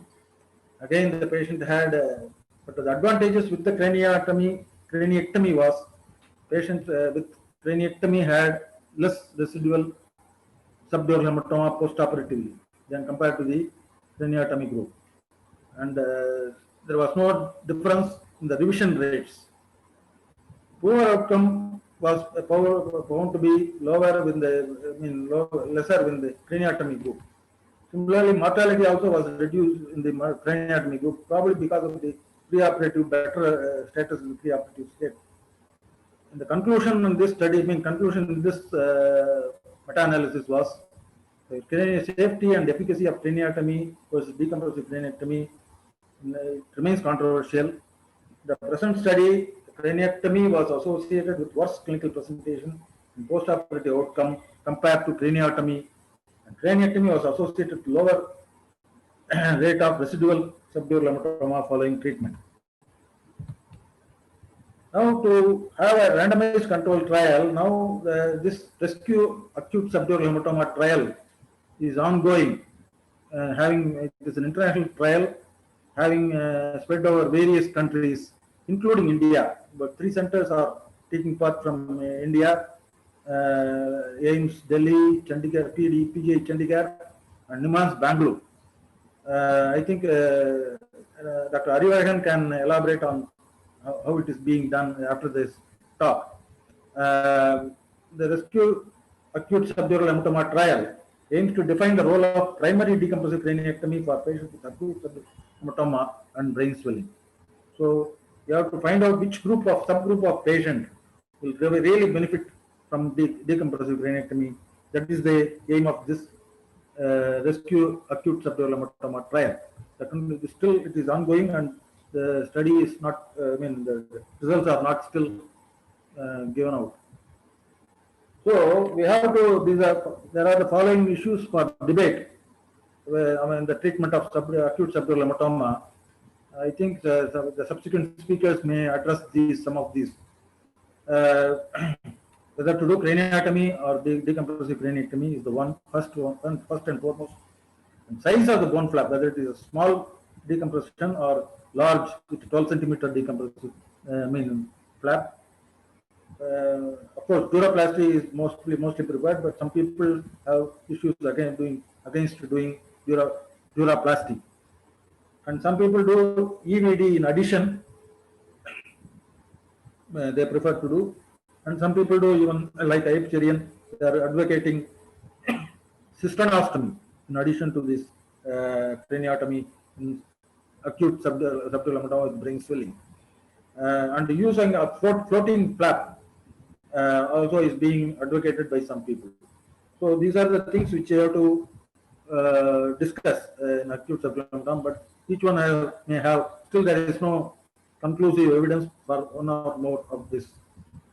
I think I mean, in Tamil Nadu, as the maximum, many centers doing high volume trauma work, I think they can have a cooperative study of a randomized control trial in the lines of acute subdural hematoma, and we can address these issues and find out which subgroup of acute subdural hematoma will really need a decompressive craniectomy, and where you can get away with just a craniotomy and evacuation of the hematoma. I think thanks for all for you patiently listening. I welcome discussion on these issues which I have told in my talk. Thank you very much. Thank you very much, sir. Thank you, sir. Pari, sir. Pari, sir, please unmute. Pari, sir, unmute, sir, please.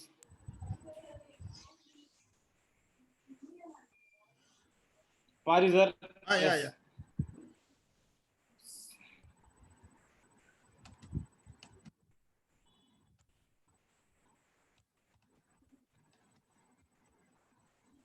Sir, you are visible, you are audible also.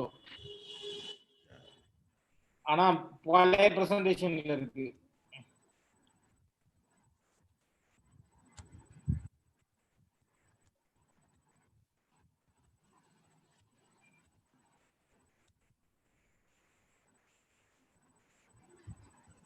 கேக்குதுங்களா?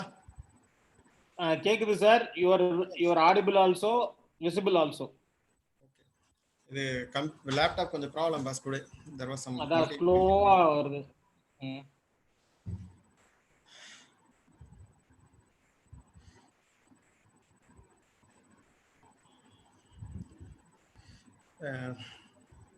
actually sorry for delay and வந்துருச்சு for me.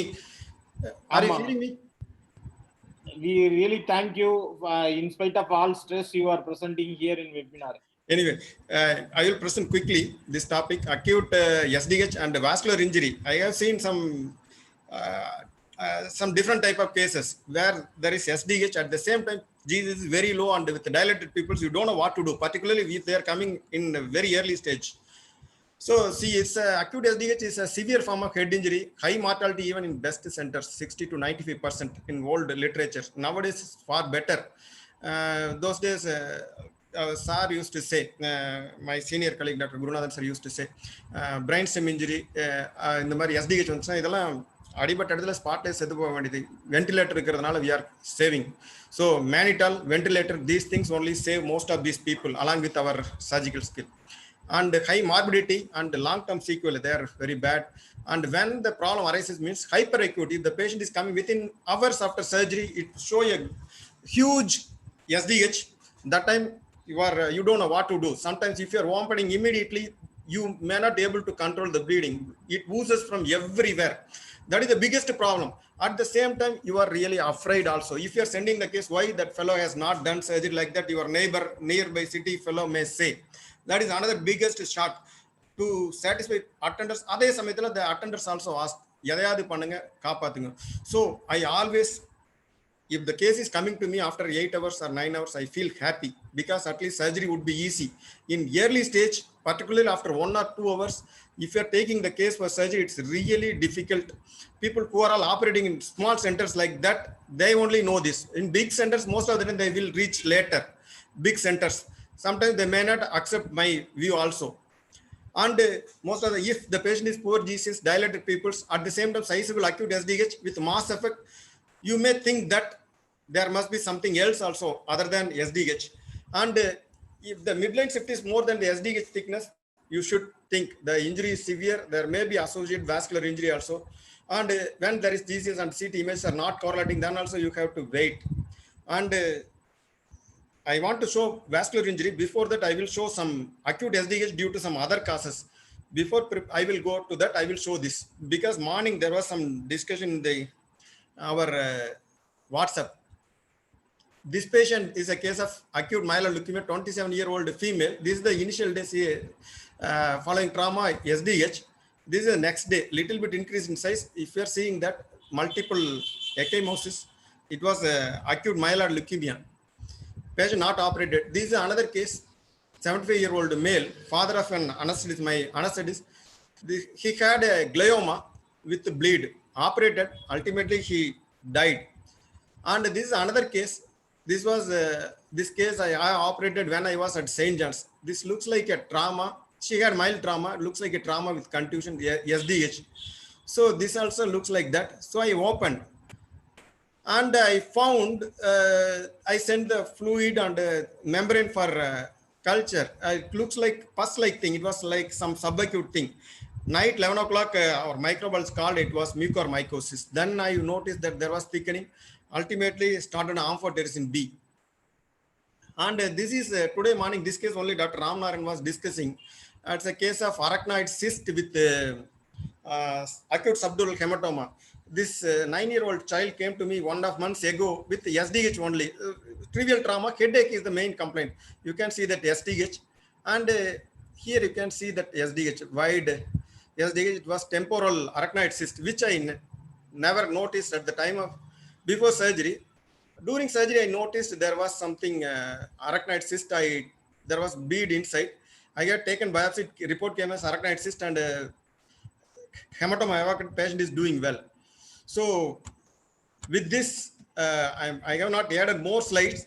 I will show vascular injury cases in some thing. This is my folder. All cases are there. I will show directly a few cases. This is cranial cases, and SDH with vascular injury. I will show a few cases, and there is nothing more to add, no conclusions in this.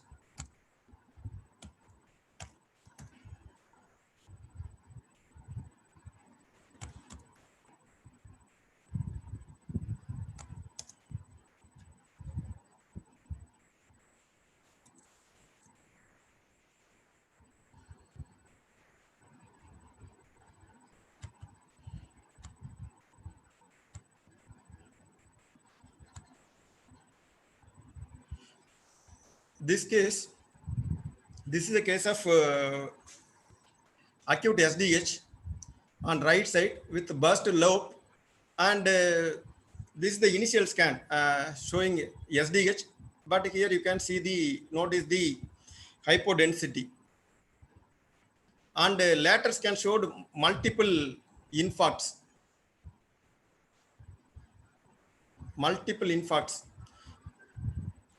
Patient ultimately died after a few days, bilateral and this area, and most probably there might be an associated vascular injury. That may be the reason.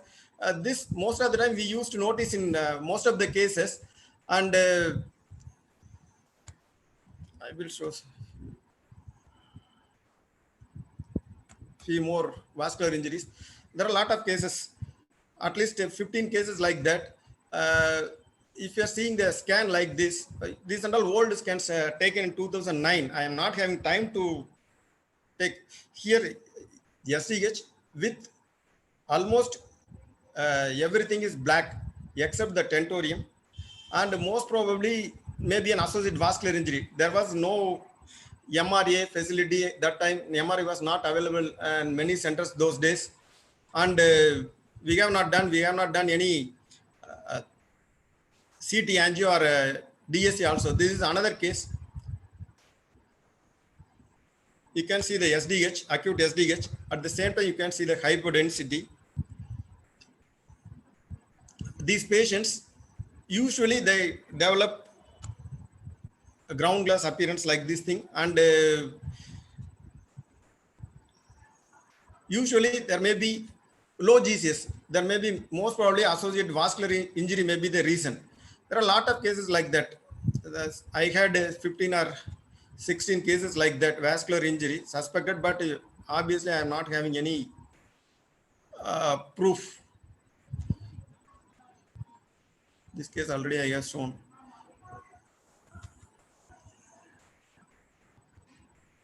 This is another case, SDH, and most of the time you can see the fracture line near the base and infarction, lot of huge infarct. So these people, even if your operating prognosis is going to be poor. Well, thank you very much.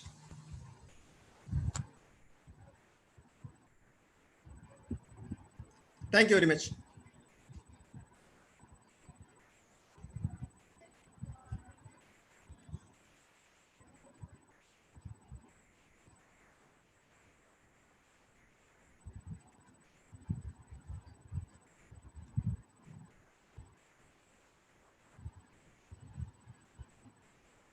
Sri, are you hearing me?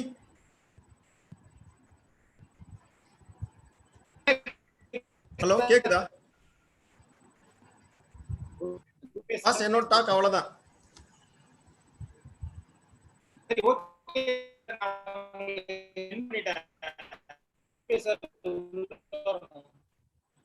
Okay. Sir, Rupesh sir. Yes, sir. Yes. Good evening, everybody. Yes. We all know acute subdural automaton.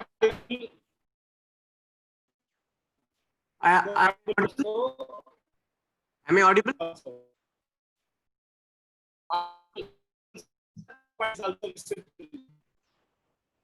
Hello.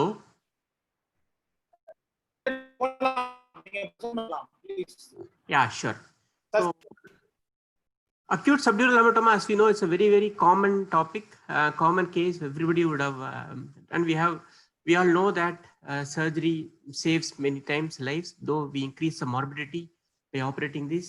And previous years, Dr. V.G. Ramesh also showed that, and Dr. Pari subsequently, the mortality and morbidity is quite high. And so this was the paper. This is one of the sentinel papers, the most cited paper in the neurotrauma. So picked up the paper, and so after this paper, the entire practice of acute subdural hematoma changed for a very, very long time. And we can see that. So this is a little old paper, but this still nothing much has changed ever since then, and it remains still true. We can see that the number of mortality and functional recovery was quite very obvious in this paper, that the mortality is very high and the recovery was very low in acute subdural hematoma, and there was not much understanding on why this happens. Subsequently, this was the paper in, it is a very old paper, as you see in June 18, 1981. If you can see, this is one of the most cited paper by this group from Virginia. What they stressed is that, so I'll subsequently come to that, the pathophysiology. So early surgery is the most crucial deciding factor in making these patients survive. So after this paper, there were a lot of interests in early decompression and decompressive craniectomy, and that subsequently resulted in improved outcome in many, many centers. And that's why this paper became the most cited paper. So I'm just going through that paper only. So they compared a little bit variables like age, sex, the mode of injury, the postoperative ICP. Even in 1881, we can see that they were started already using IONM. In neurophysiology was used, ICP was used, and they were very, very way back in 81. They were far ahead.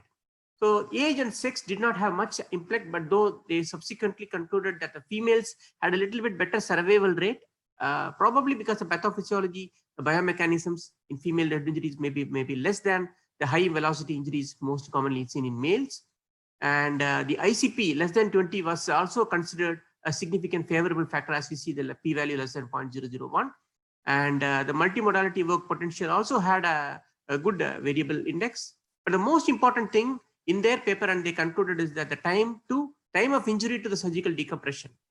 And that was the best survival rate when they operated within 4 to 4.5 hours. So this was their conclusion. And so this was their graph, which they showed. So earlier the surgery, you can see in less than 2 hours, the mortality was much less. Vis-a-vis the 2 to 4 hours still, the mortality was quite less compared to surgical duration more than 4 hours or more than 6 hours. We can see that the mortality was quite high. So this was their conclusion. And so they brought into this fact those who underwent rapid surgical decompression within 4 hours of injury had a much decreased mortality rate compared to those who have. So Professor V.G. Ramesh already showed this, and we all know, follow these guidelines, and I don't want to go into the detail. But what is this acute subdural hematoma? So we all know that extradural hematoma is a focal injury, and there is not much of a brain injury. And that's why they do very well compared to acute subdural hematoma. Subdural hematoma, I have put in the last line, it's just a tip of iceberg phenomena. Subdural hematoma means the underlying brain injury is more, and whatever we see as a thin film of subdural fluid is not really the culprit. It is the magnitude of the brain injury. And most of the diffuse axonal injuries you see, you always see, if you adjust the window and see, there will be always a thin film of subdural hematoma lying there, and which most often is overlooked. We don't see that. So the conclusion is that the acute subdural hematoma is not the hematoma which is the problem. It is the underlying brain injury is the problem, and that is why the mortality morbidity is high. We all know that. And it's just a spectrum of disease from concussion to rapid acceleration, deceleration injury. The duration of the impact decides the outcome rather than what we see on the scan. Dr. Pari stressed on this fact very briefly, but I want to highlight this fact. So how do we know that whether the acute subdural hematoma is the culprit or the underlying brain injury is the culprit? Is the proportion of the midline shift versus the thickness of the hematoma. So the more the hematoma thickness and less the midline shift, that means that the hematoma is the culprit rather than the brain injury. Vis-a-vis a thin hematoma but a lot of midline shift, that means we know the underlying brain injury is more severe, and what we see subdural is just a iceberg phenomena. And if it is equal, then we know that again it is the same. So we see that these different scans, as we see, so all these are acute subdural hematomas. We see that how the underlying brain, we always should know the amount of proportionately how much is the brain midline shift. Vis-a-vis, we know that so much of edema. So these are relatively better scans. We know we can prognosticate them better. And whereas here we know the subdural hematoma is there, but the midline shift is much more higher, and we can see the whole edema, even contralateral is very high. So we know here the brainstem injury, and we can typically see this is the coup injury, and that is the contra-coup injury, as we see here the subgaleal collection here. And we always know that the subdural hematoma is a contra-coup injury, unlike EDH, which is coup injury. And that is why it says the pathophysiology and it says the magnitude of the injury. And we all know that this is not the culprit, and it is underlying brain injury is the culprit. So we all, so there was a lot of discussion about whether we need to do craniectomy or craniotomy, but in principle, most of us, I think, see the scan and then intraoperatively also we decide. And decompressive craniectomy is done in majority of the instances, and then always the bone flap is replaced. It also helps in ICP reduction. And as a principle, we all know do cisternostomy also, in addition to, we all know that after the brain swelling, once we release the cisterns, CSF, then the brain little bit becomes lax. But then we always take out the bone flap and replace it always at a later date. So this is the scan which I want to show. So we can see that the midline shift compared to the thickness of hematoma, the midline shift is much higher. And we see this is how we expect that in these patients, the brain will be very angry. You can see it will pop up like this, like a popcorn. And even after the hematoma evacuation, we see that this hematoma is just a tip of iceberg. It is not the problem. It is not the culprit. It is an underlying brain injury, which is the problem. And so after releasing CSF, we can see that there is a little bit of laxity, but still it is not gone. So better to take out the bone flap and see that the whole brain is very, very angry, and it is an edematous brain. So we always, as Dr. Ramesh was insisting, we always should do a duroplasty, and usually this duroplasty may not be sufficient, and we may have to also use a G patch in addition. You see this case, this is acute subdural hematoma, but we see that the midline shift is not much. The underlying brain, there is some mass effect because of the hematoma, but as such, the brain is looking fine. So we know that this is not that bad, and compared to this case, which I showed previously, and we can see that the midline shift is proportionate. In fact, the midline shift is much less than the thickness of acute subdural hematoma. So this was my thesis topic. My thesis, we have NIMADs, we have 2 thesis topics, and one was on acute subdural hematoma. And this was our conclusion, that proportionately the thickness versus the thickness midline shift. So the midline shift more than the thickness, invariably the outcome was very poor. So as you see here, it says, you can see that the dura in these cases, After the evacuation of hematoma, the brain was lax, the dura can be closed, and even the bone flap was secured like a regular elective craniotomy. And this was the post-op scan we can see. So we know that here the problem is only the hematoma, not the brain injury, and these patients do very well. So we can conclude based on our findings. Acute subdural hematomas, they are not always contra-coup injuries, as you see in this particular case. So we can see there's a subgaleal hematoma here, as extensive fractures, and we can see that the hematoma. So coup subdural hematomas are also like EDH, and we know that the prognosis is much better than the contra-coup subdural hematomas. And in these cases also, once hematoma is the culprit, once you evacuate the hematoma, and most often the brain becomes lax, and we need not take out the bone flap, and we can replace the bone flap in these type of acute subdural hematoma, which are focal. So these are called the focal injuries, not really subdural. Sometimes we need to just scan. We see that this is the hematoma, and we see here the midline shift is much more, the varying thickness, varying degrees of hematoma, some acute component, one hypodense components. So these are some soft components. So this was the intra picture. We can see that there's a thick blood clot, and after the hematoma evacuation, and we see that the brain was very lax, very comfortable. So it's very tempting to replace the bone back, and because you can see the brain has really gone down, so the bone flap was kept loosely, the dura was not sutured, it was kept back, and but the problem subsequently was, you can see that the next day scan, there was a big collection. So this patient was on anticoagulants, and though we gave enough FFP and the intrahemosis was perfect, we have to reopen the next day, take out the bone flap, and so this was. So whenever patients on anticoagulants, though one of the commonest hematomas in patients on anticoagulants on warfarin is acute subdural hematoma, and we learned a mistake. So generally it is preferable that in the acute setting, so though the brain becomes lax, these type of complications do occur, and we can avoid unnecessary surgery going in again the next day. So we take out the bone flap, and once everything settles down, we can always come back. So the previous two speakers on acute subdural hematoma, they told that, so sometimes we see the multiple layers of clots, and this was a very high profile patient on a morning jogging. He was hit by a two-wheeler and he was found unconscious, took to government hospital, and family, both the children were in US, and then they had to call and then shifted him to our hospital. You know that this patient was decerebrating when he came, pupils dilated, not reacting. We were in a really fixed, but there was a lot of family pressure that we had to do, as Pari was telling. So we had to do something, and so we know that the outcome is not going to be good, but still to satisfy the family, thought something had to be done for him, and he was brought even very early. But even after hematoma, you can see that these are extensive corneas. The patient is already coned, and we can see that there's extensive infarcts.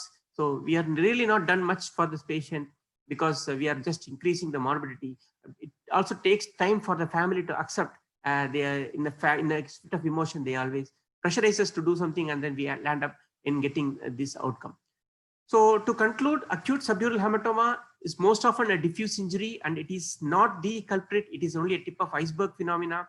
It is the underlying brain injury in acute subdural hematoma which is the culprit, and that is the reason why majority of them don't do well, or they're in a moribund state or in a vegetative state, because of the underlying brainstem, and they always is a part of a diffuse axonal injury. And by removing the bone flap, we just reduce the ICP, and that is what we are doing, so that at least the remaining brain, whatever remaining function we can achieve, and doing focal acute subdural hematoma, and with the abductive subdural hematoma causing less midline shift, they are better outcome wise, and they do really well.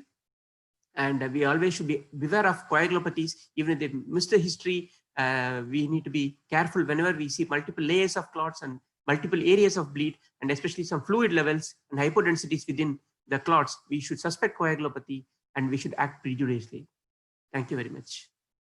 Thank you, sir. Thank you, Rupesh, sir. Now I unmuted all.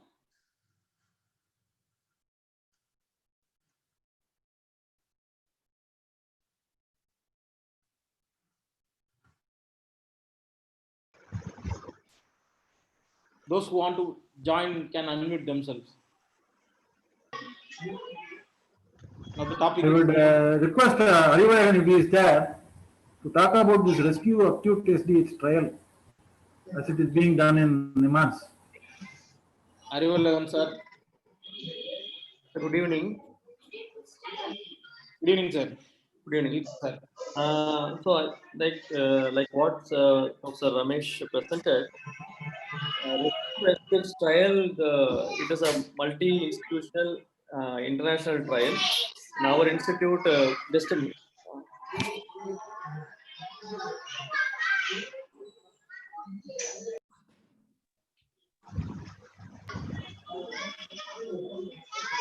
Our institute, Professor Indra Devi, is the principal investigator, and we are involved in that for the last 2 years. The recruitment for the trial is completed. So, like what Sir described is these patients who undergo surgery for acute subdural, after the surgery, at the time of surgery, after the evacuation of the subdural, they will get randomized based on whenever there's a clinical equipoise, whether there is a need for whether the bone flap can be placed or not placed. Whenever the brain is just full, then based on randomization, they will go for either craniotomy or craniectomy. So the recruitment part of the trial is over. So we have to wait for the results of the trial, and I think we expect the results soon. I will not be able to give further information on that. Only thing is that the trial recruitment is over. We are awaiting the results to be analyzed. What cases were taken for the trial? What type of cases? No, also they get randomized with the age as well as the GCS. Patients who are in moderate subdural hematoma, more than 10 millimeter thickness, and the midline shift, they will be considered for the trial. The patient will undergo surgery. At the time of surgery, after the evacuation, if suppose the brain is already lax, then there is no need to remove the bone. They will not. Whenever there's a clinical equipoise, brain is full, and where you can either do a craniotomy, where you can replace the bone flap, or you can do a craniectomy, they will get randomized. So randomization is a central randomization. We do not decide whether to do this or not. So at the time of surgery, the resident will inform the consultant coordinator, and they will do online randomization. Based on the online, they will get an information. Okay, this patient is for craniectomy. Then the bone flap will not be replaced. Similarly, if by online randomization, if they say it's for craniotomy, then the bone flap will be replaced. So it is a centrally controlled trial with recruitment across various institutes. Patients where there is no doubt, like after evacuation of subdural hematoma, elderly people, brain is already lax, then they will not be even considered for recruitment of the trial. There should be a clinical equipoise at the time of surgery, wherein you can either keep the bone flap in the abdomen or replace the bone flap. In those cases, they have considered for randomization, and these patients are followed up early post-operative problems, then followed up at 3 months, 6 months to look for their outcome. So they are telephonically contacted at the follow-up to assess their Glasgow outcome score and functional recovery, and all these details are collected and accumulated in a central database. So, as you say, the cases which have brain is where the brain is little full.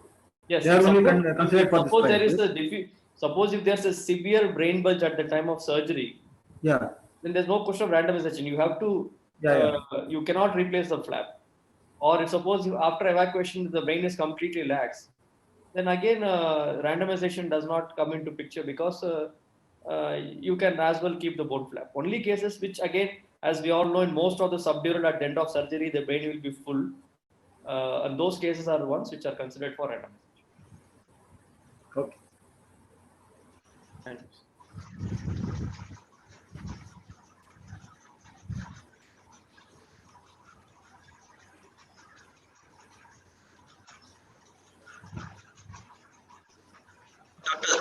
Sri Saravanan, can I speak on Yes, sir. Yes. I like to share my screen. I came late, but in a management in a single entry, single exit, small hospital, less than 50. Sir, excuse me, stop. Excuse me, presently time வந்து ரொம்ப over ஆயிடுச்சு. Okay, sir. Fine. Discussion na edavadhu comments discussion மட்டும் சொல்லுங்க sir. Right. Say in a single hospital, what we do is for all the emergency patients, we do a CT chest also along with CT brain. CT chest negative means we admit the patient and treat accordingly, send the COVID test, which takes 2 days to get the results. Before that, if the patient deteriorates, we have operated on the cases using regular instruments, craniotomy and other things. If CT just is positive for COVID, then we refer the patients. This we follow in 2 hospitals. Sometimes after admission, there are 2 types of cases. One with a stroke, intracerebral hemorrhage, which requires conservative treatment, where CT chest is negative. We have intubated and managed the patients, and none of the internal service nor the staff in ICU have got infected. Random tests have been done. If after that COVID comes positive, there are few cases. We had 4 cases of COVID-19 presenting as stroke, ischemic strokes. Proven ischemic stroke with MRI brain diffusion imaging, proving it, and it has been treated. So there can be a presentation of COVID-19 also as a ischemic stroke. That's what I wanted to stress in this thing. And we have operated on emergencies who have deteriorated with just based upon CT chest itself, CT chest negative, we have operated, and later it was negative also. So I can say that those patients with emergencies, please do a CT chest as mandatory. CT chest is negative for COVID. There is select patterns are there. If it is negative, you can go ahead and operate with, I can assure you that 99% it is COVID negative, because we are operated on 8 patients in the last 3 months as emergencies. And if CT just is positive for COVID, then you'll have to refer or treat according to your hospital protocol. This is what I wanted to tell you. And electives as well as emergencies we have done. In the thing, using craniotomy high-speed drill system, all brain tumors, meningiomas, acoustic neuronoma, cervical, CV junctions, corpectomies has been done. None of the staff nurses in the OT nor ICU got infected. One OT boy was infected earlier itself, quarantined, and is now. So this is almost about 80 staffs in 2 hospitals where I am seeing the patients. Just wanted to inform you. Yes, sir. As you said, obviously the ischemic strokes do happen in COVID patients. Obviously, when we treat these patients, we have 2 scenarios. One is the COVID tested, and we know that the COVID result has come, whether positive or negative. It's a different scenario, though the sensitivity is only about 70%. Obviously, CT scan alone showing 99%, I would not agree with that. Combination of RT-PCR with CT scan is about 90%. The combination together. Still about 10% of cases may be missed because of inadequate sampling. The most common error is the inadequate sampling that they do.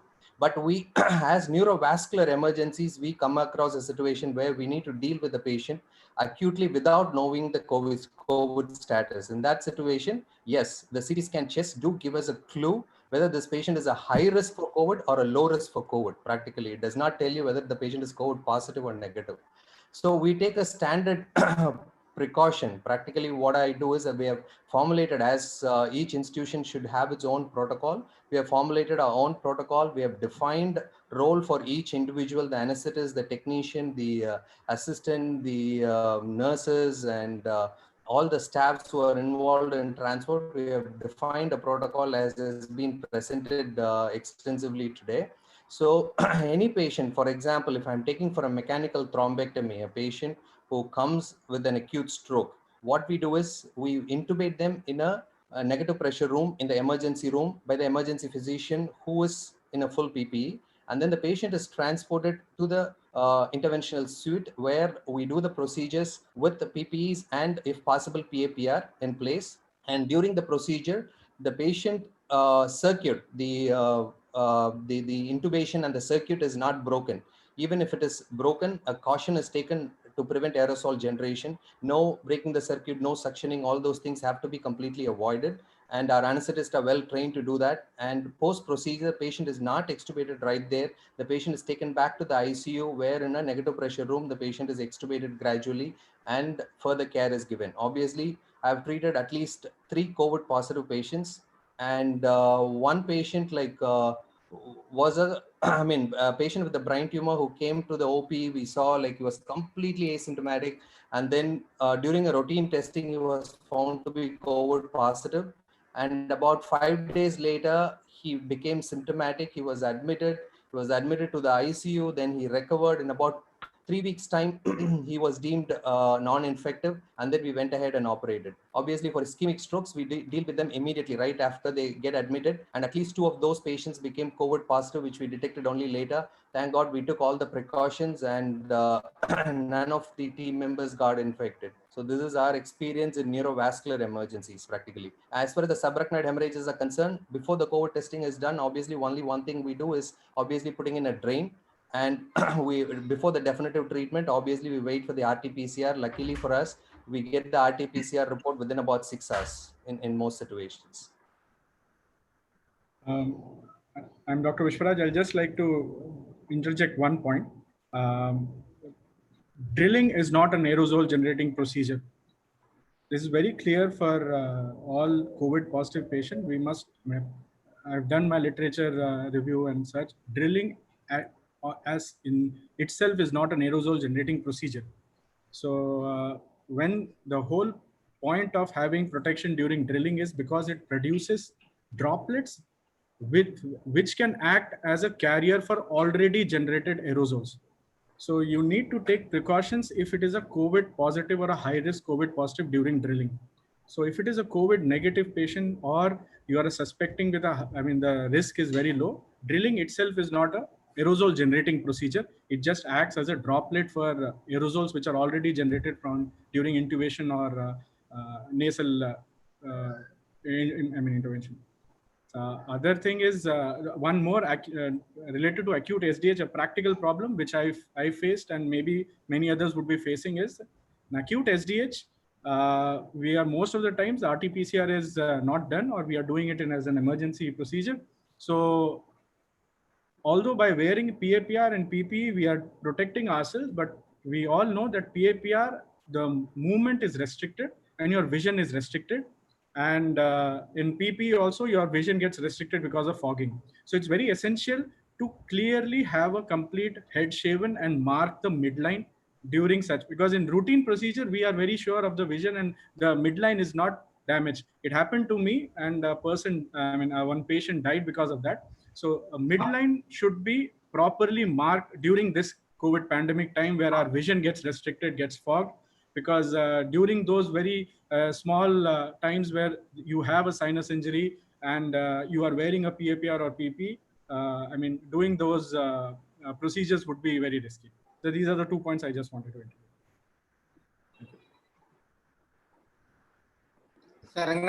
Sir. Regarding myself, I do this COVID-19 RT-PCR, then CT chest, and take the patient for the surgery.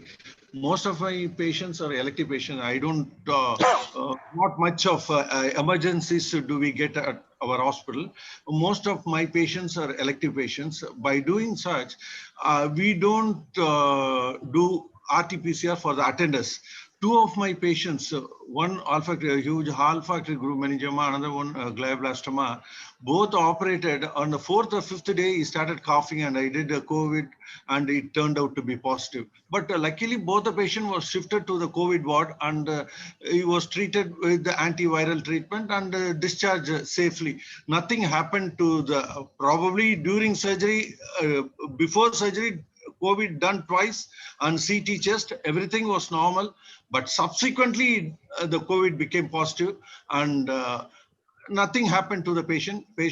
As you know that this happened during the time when Vijay Hospital had the maximum number of patients, and the hospital had to be closed for about 1 month.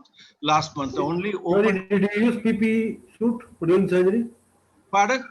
Did you use PPE suit during the surgery? Yeah, I have PAPR, and whole team use PP. This is from, that's what I said. It is brought by the attenders.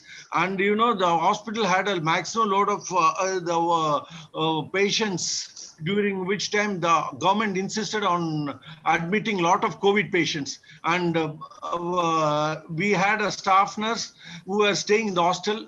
And through the hostel, a lot of staff nurse, workers and doctors developed. And about 250 hospital workers developed, and the hospital had to be closed and opened only 3 weeks back.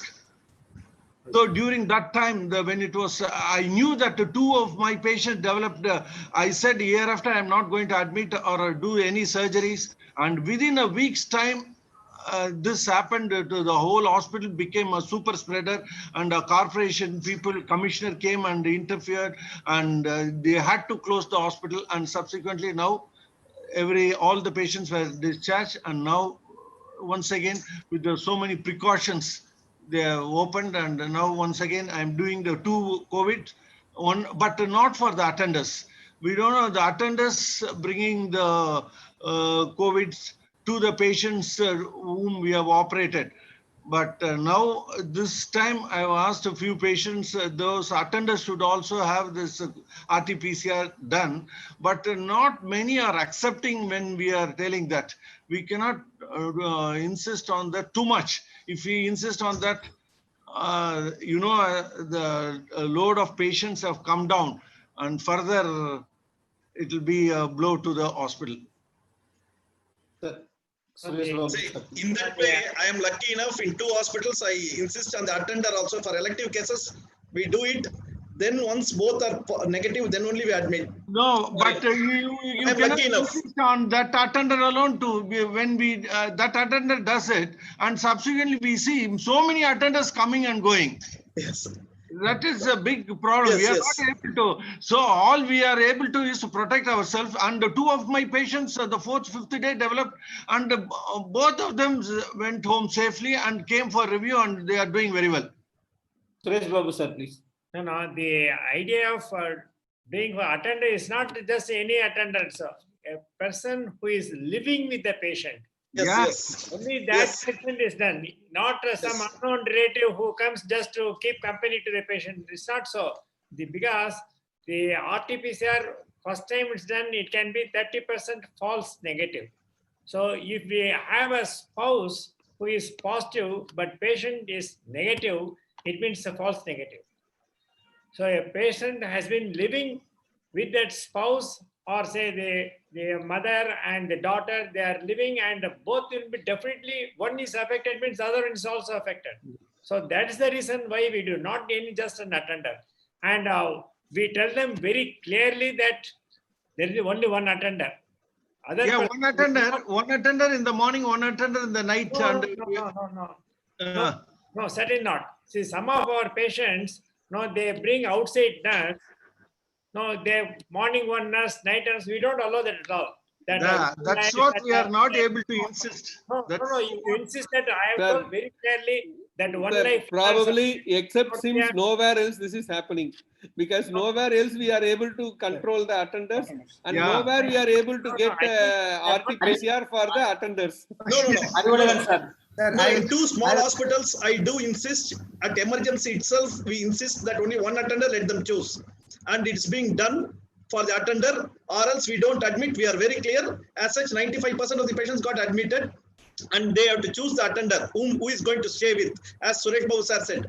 And that attender only will be allowed to say. No one is allowed to even come and see the patients. This for the past 3 months we are following it. Strictly at the entry we stop it. They do accept, sir, and subsequently they don't follow the rules we insist on them. They just first day they will be following that. Subsequently, you will be seeing different attenders with the patient. That is a big problem. That and all. Can I speak, sir? So we have. Can I speak? Yes. Actually, in our hospital, we have a separate tag for the patient. And attenders, we give one tag.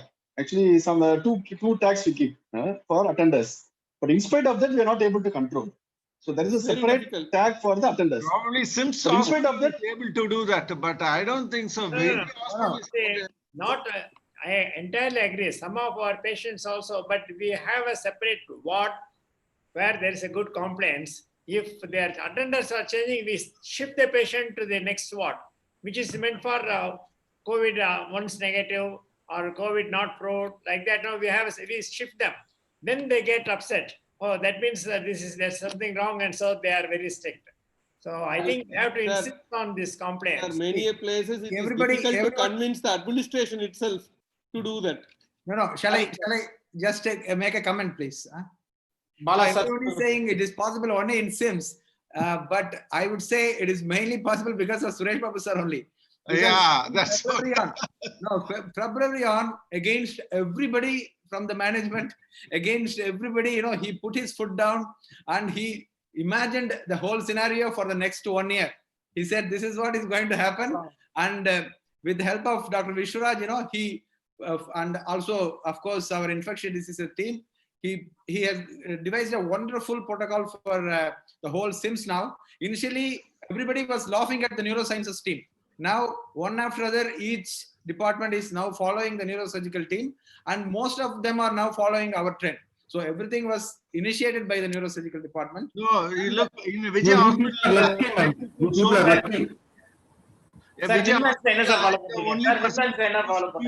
Even in the OP and in making rounds, but I see other consultants and everyone just roaming around only with the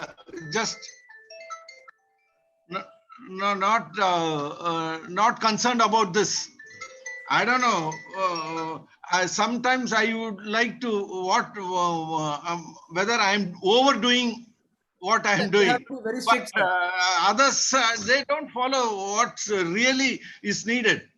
Even in the theater, I see certain cases, if it is an emergency, they don't do anything, just they bring in inside and do the surgery and go. It was like that here also for about 2 months back. One of the hospital outside, when I went for an opinion, I said when Vijay Hospital was closed, I thought a certain patient, I'll take them outside and operate. And one of the hospital, when I went there, the patient was I was called for an opinion for an hydrocephalus. It was an arrested hydrocephalus. Patient got admitted for headache, vomiting, fever, and cough. As soon as I saw the patient was fully conscious. I said, they showed me it was an arrested gross hydrocephalus, an adult. I said, he's having fever and cough. Why don't you do COVID? And they say, if I do COVID, and if it turns out to be positive, and the corporation will come and close the hospital, sir, don't do the COVID. You just give the opinion, you, if necessary, do the surgery. This is going on. The practicality is, we can be careful, we have to be careful, and we have to impose certain restriction to the patients. And with this, we have to bring out some this thing. We what is the situation in Nimran's Arivagadam? Bala sir, கேக்கல sir unmute பண்ணுங்க sir. உங்க voice கேக்கல, அவர் அன்மியூட்ல தான் இருக்காரு sir. Sir உங்க ஆடியோல ஏதோ problem sir, ஆடியோல ஏதோ problem. அந்த இதை எடுத்து பேசுங்க. இல்ல நீங்க கம்ப்யூட்டர் ஆடியோல வாங்க. இப்ப கேக்குது, மைக் இது சரியில்லை. Two things I want to tell. One is for your information. In Ramachandra Medical College, all these protocols are strictly followed. One patient, COVID should be done. Only one attender who is going to stay with the patient since the time of admission till the discharge. He will be tested for COVID. Both should be negative. Then only they will be admitted. No other attenders, whether he is son, wife, father, mother, no one else will be admitted. Our administration is so strict and it has been followed for the past 3 months. This is for your information. In spite of that strict protocols, whenever I enter into the hospital or the theater, I pray to my family God, that I should not get COVID. That is I follow. Sir, Arivagan sir, please. Sir, mukkiyamaana or doubt. Okay. One doubt. Second one is, I have experienced few embarrassing situation in dealing with the acute SDHs in my experience, about 10 to 15 cases. Some of them have undergone CIPG, some of them are young adults. They are all with moderate head injuries, GCS around 9 to 12, decompressive craniotomy done, brain is doing well.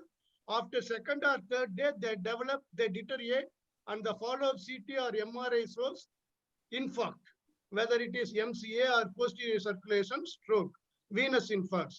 In the CIPG cases, and we stop antiplatelets. They were taking previously aspirin and clopidogrel.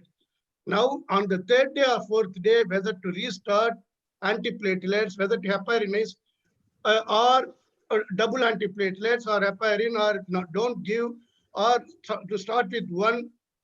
Before removing the sutures, all these confusions sometimes I used to get, but the neurophysicians always suggest, even if it is acute SDH you have operated, please deal the infarct immediately, and they advise to give double antiplatelets, aspirin and clopidogrel. Sometimes low molecular weight heparin also. With fear, I used to give. Some people improve and sometimes they deteriorate more also. Whether someone else have come across this type of situation, they can throw some light over this. I will be benefited. Thank you. Arivalan sir. Arivalan sir, please. Sir, let that somebody, sir has asked something on subdural. I'll let others answer, then I'll go for COVID. Ramesh sir, regarding. No, I want to know what is the COVID situation in the months. Yeah, that I will tell, sir. Since Dr. Bala asked regarding subdural, I thought we'll finish that, then we'll go to COVID.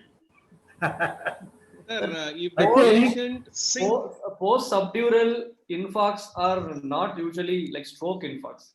So if we find infarcts in a post-op patients with SDH, we do not give heparin or antiplatelets. I don't have to check the literature. Often I don't think we have enough evidence to start heparin or double antiplatelet. These are not like vascular embolic infarcts. These are most often, they are either due to raised intracranial pressure resulting in vascular ischemia, or there is herniation resulting in PCA infarct, which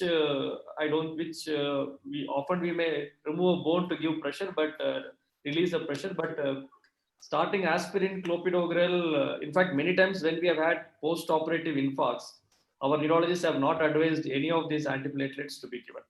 I don't know. I have to check the literature if there is any evidence, but I'm offhand. This is my comment. No, the question is regarding the CABG.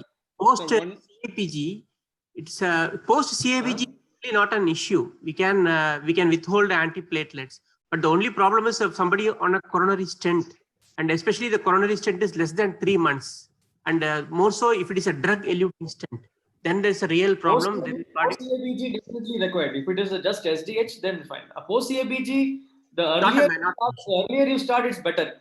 Then the contraindication is not there. But only for the stent.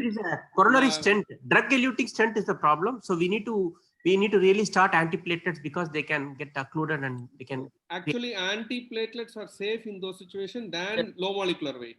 Yes, I was talking about the brain. And in such situations, I generally prefer to remove the bone flap because it gives you a better number of days of decompression, and you can replace the bone little later. That way, you will survive through the acute phase. Okay, and if you really want to start low molecular weight heparin, the literature says in the guidelines say 1 week. 1 week later, after 7 days of a trauma, acute trauma, then if it is an embarrassing life-saving situation, we can start low molecular weight heparin. No, we have started even after 48 hours. 48 hours. Third day start. For CVT, patients with CVT, we start heparin after 24 hours or 48 hours. For a trauma, acute subdural hematoma, traumatic situation. Okay, coming to the COVID, I will just share our experiences. Just the bottom line is, it depends on where you work. If you are working in such a controlled or all facility available environment like SIMS, then like what Suresh Babu sir, and then if you have the power to make the administration listen to you, then definitely like what sir says, everything will follow. But I know even like what Pari presented, one of my relative also got operated in Salem. Even getting a COVID test is difficult for patients who are undergoing elective. I know people there are operating only based on CT chest. So the criteria or the guidelines will depend on the local situations, availability of the test. Like what Chini said in his hospital, if you give a sample in 6 hours, he gets a report. In our hospital, we are the nodal center for RT-PCR for whole of Karnataka. If we give a sample, it takes 48 hours for us to get the report. Not because we don't do it. It depends because of the load. Our virology department says we don't bother about what you send. They look at the whole Karnataka load. They get about 4,000 cases per day. So they will report only by the order. They don't do any preference because patient belongs to demands. So the It depends on the facilities available. It depends on the speed in which it can be done. Depends on the cooperation of the administration and the department, as well as practices. But the infection does not differentiate whether you are working in the best of places or the worst of places. The chance of getting infected remains the same. So what we have realized is, like many people have talked about basic protocols. I will tell what in our case, if you look at scenario, almost every day we get one patient who's positive somewhere, either in casualty or in ward or in this one. So initially we had a lot of apprehensions. Now what we have done, again, this will not be possible in every place because ours is a big setup we are able to do. We have our elective places, elective surgery areas and elective wards where patient gets admitted only after an RT-PCR. Emergency, obviously it cannot be done. For the last 1 month, we have got rapid antigen testing possible.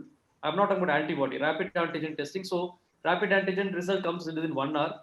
So every patient who undergoes emergency surgery gets tested by rapid antigen and CT test.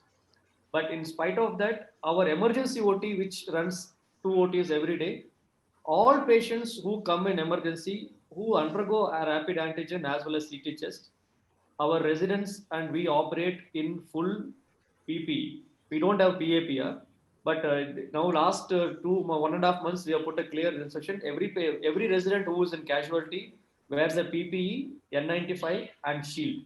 With that, we have managed to control, and we see a COVID patient almost every day. We see 1 or 2 COVID patients. Either they are in OPD or they are in casualty. Elective wards, we have controlled it because they all get tested. But other than that, every day there are somebody, either a neurology or neurosurgery patient. So what we realized, if N95 and face shield and PP is a dress, most of, even if our HACC team was told, even if you are exposed to a COVID positive patient, they don't get quarantine. Surgery, emergency surgery is done irrespective of the test. All these things. N95 mask and face shield and PPE.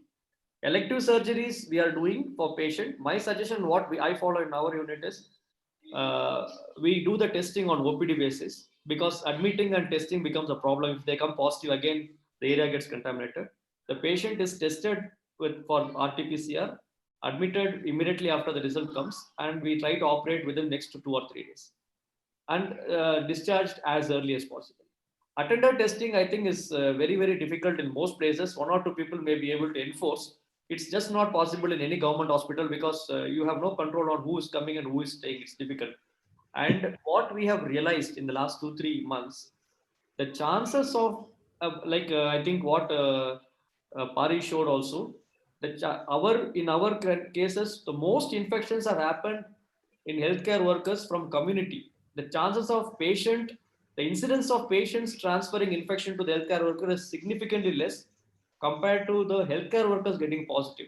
For those who are getting attenders tested, we are not testing our nurses and technicians for COVID every week to know that they're negative. In our cases, we have had nurses or others, healthcare worker positive and transferring infection to a patient. Patient admitted COVID negative, operated, post-op later contact with the healthcare worker becomes COVID positive and they have succumbed also. So I think it is just not possible to completely control by testing one attender and one patient. We have to keep our extreme diligence and compartmentalize the work area as well as the patient area will probably help. And like what Suresh Babu sir told us, we need a lot of behavioral modification. Even with our residents, they are told try to control, try to avoid community lunches or coffee and all those things. So that what we realize since it's in community, it is not just that you have to be worried or concerned about patient. It is about everyone, and that has to be taken care.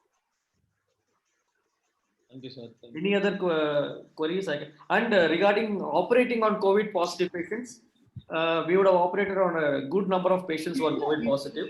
Trauma, patients have undergone aneurysm surgery, patients have undergone glioma surgery. There are many, and if anybody comes positive for COVID in emergency, rapid antigen positive, we have a separate operating theater for COVID patients. We have a separate COVID ICU and separate COVID ward where these patients are shifted, operated and kept and discharged. So we have operated many patients with COVID positive, those who cannot wait for surgery. We have What was the post-operative, any complications in them? so the numbers, I mean, we have to analyze, but I mean, fortunately for us, if you the paper, I think was not there the initial part of the talk. There is a paper which I think Dr. Kishore Kumar would have quoted, which shows 23% mortality and 50%. I don't think that was our impression, but as of now, most of the patients who have undergone surgery with COVID positive have gone well. We have operated 2 aneurysms, we have operated 2 gliomas. Initially, they were rapid antigen negative, operated in elective, one operated in emergency. Both are doing fine. Later, RT-PCR result that has come positive. So rapid antigen is you can't take it in face value, maybe 40-50%, but we use it so that if somebody is definitely positive, they can go to COVID ICU, COVID OT. These patients have done well. We have lost, I think, 2 patients who have turned to be COVID positive later, post-op.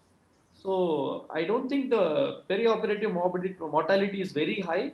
One cannot predict, but in case if a patient needs an emergency surgery, even if the patient is COVID positive, we go ahead and do the surgery. We have done aneurysms, we have done gliomas, of course, traumas, acute subdural, some shunts have been done. As of now, I think yesterday we did a shunt for a TB meningitis. And another point which I wanted to tell is, if somebody is COVID positive, when will you operate? So there are no guidelines. What we are following is we repeat a test after 14 days. One patient we did a biopsy this week who was COVID positive with a thalamic lesion. We did a shunt, and 2 weeks later repeated a test which became negative. We operated. Next week I've scheduled a meningioma patient who was COVID positive. So 14 days of waiting, repeating a test, and then doing surgery, I think is fine. And 2, if you are able to do 2 COVID tests, it's fine. But I think most of us are able to do only 1 COVID test. You have to remember that patients have to pay. People in most places, if they are not reimbursed, this 3,000, 5,000 is a big amount for most. So if you ask 3 people from a family or 2 people to pay, they are not going to agree. It's going to be difficult. So that has to be, I mean, the behavior and acceptance will differ depending upon the hospitals and even availability.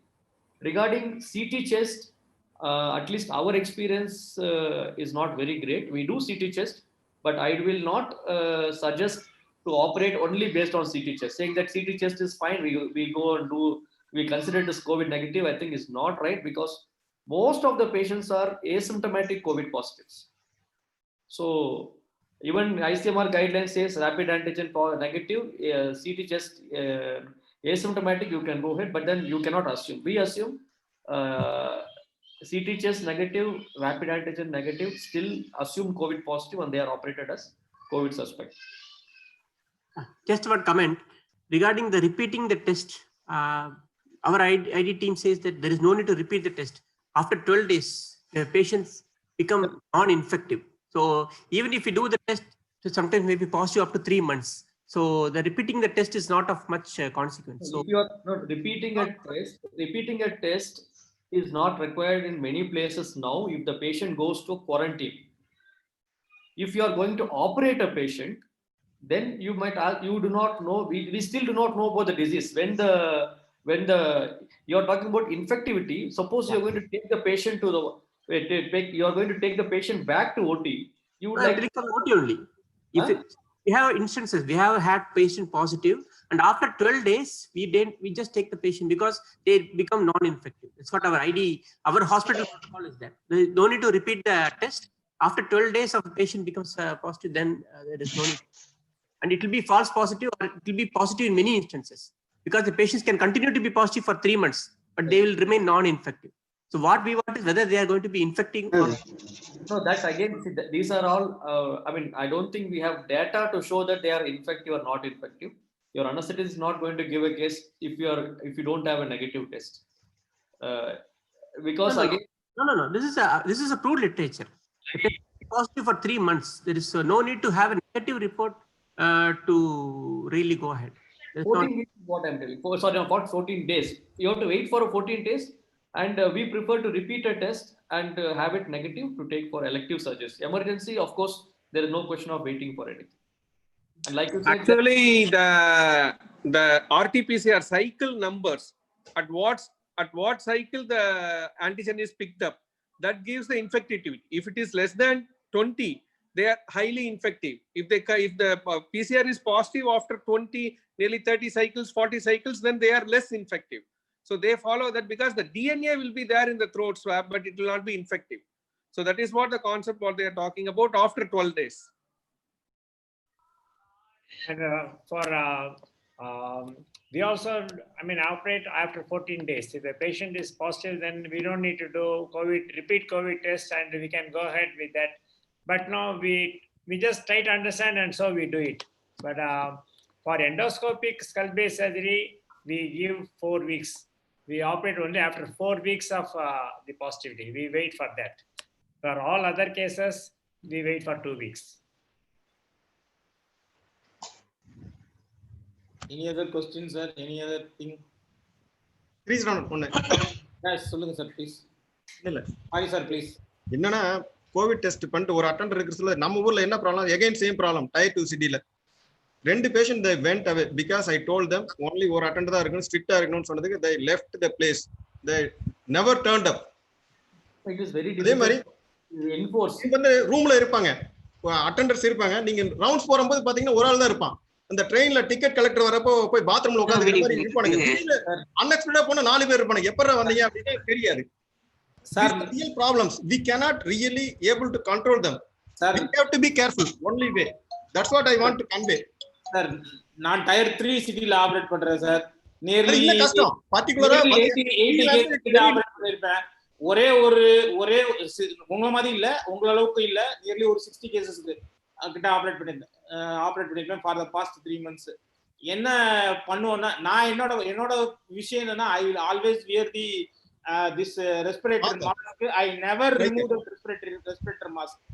அது ஒண்ணுதான். அதை தவிர அந்தந்த ஹாஸ்பிட்டல்ஸ்ல இப்ப if you go to some hospital they have a Minaji mission type of PPR. In some other hospital you are having flight model. You are having the flight and you flightல ஒரு model இருக்கும், fan இருக்கும், அது வரும்ல, அந்த மாதிரி PPR. அந்த மாதிரி இத போட்டு you protect yourself, you do surgery, come out of that hospital, that's all. You never remove your mask inside the hospital. You come to the car and remove that everything into a ultraviolet ray box and go to your home, get a wash and go away with it. Idha tier 3 city la we are not doing any test and all anything.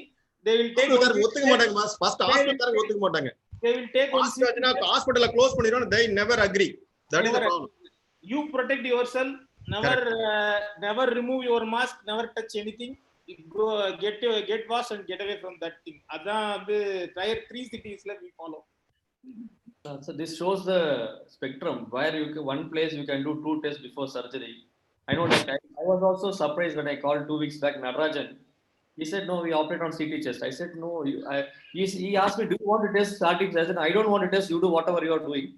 But the fact remains, the virus is not going to differentiate whether it is Madurai or Chennai or Salem. The infectivity and the mode of infection is going to remain the same. So I think the baseline is, if we are not doing RT-PCR, we have to assume they are COVID. Cases are COVID positive. And actually, what we have realized is N95 with another mask. Some of us wear the 3M P100 and if possible a full PPE and operate. Like we have many of our consultants have operated, many of our residents have operated. Almost every week 2 or 3 cases are getting operated, confirmed COVID positives, and so far we haven't had any. And if we operate a COVID positive patient with full PPE, our HACC does not even advise any quarantine or testing also. We go ahead with our regular work. I think that is now we are getting, it's like we went up to a full scare and we are coming back to a understanding. So I think if we follow that, I think we can probably stabilize. Sri, இன்னொரு விஷயம் வந்து நான் சொன்னது வந்து take home மெசேஜா சொன்னது சீரியஸா எடுத்துக்கோங்க. யாராவது இன்சூரன்ஸ் எடுக்கலாம், கண்டிப்பா எடுத்துக்கோங்க. உங்களால செலவு சமாளிக்க முடியாது. I am telling you honestly. Definitely sir, definitely. Honestly, யாரு நிறைய பேர் எடுத்திருப்பீங்க. இல்ல, அந்த ordinary insurance enough. If you are not taking insurance, you take it because I saw people are suffering. Sorry sir, இந்த ஹாஸ்பிடல்ல இன்சூரன்ஸ் எடுத்துக்கிறது இல்ல, ரீஇம்பர்ஸ் தான் பண்ணிக்கணும். இப்ப அதுதான் சிச்சுவேஷன். கேஷ் பேமெண்ட் கோவிட் மட்டும் இருக்கிறது எடுத்துறாங்க கோவிட்க்கு. இல்ல ஏதோ இருந்தாலும் அட்லீஸ்ட் நீங்க இன்சூரன்ஸ் போனா நீங்க ரீஇம்பர்ஸா பண்ணலாம். இல்லைன்னா அவ்வளவுதான். செலவு வந்து அது நிறைய ஆகும். benefit. உங்களால சமாளிக்கவே முடியாது. கண்டிப்பா. ஏன்னா நீங்க நினைப்பீங்க ஆர்டினரி தானே, மைல்டு டிசீஸ் மாடரேட் டிசீஸ்க்கு செலவு எக்ஸ்ட்ரா கசாமசம் ஆகுது. வந்து நீங்க you have to lose all your earnings. And think even if the patient is negative, that he is always a positive and take all precautions. Maybe you can avoid. நாம தான் பாதுகாத்துக்கணும். அவ்வளவுதான். நாம தான் பாதுகாத்துக்கணும். Nobody will save us. That I conclude this session, sir. Thank you for your all wonderful participation. Now we. Suresh Babu sir wants to tell something, I think. No. Thank you. Bye. I'm just saying bye. Thank you very much, sir. Thank you, sir. You are the inspiration for us, sir. நீங்க சொல்லினா இவ்வளவு case பண்ணிருக்கவே மாட்டேன் sir. Thank you, sir. Thank you. We will meet again, sir. Thank you. In the next week we will meet again. Thank you.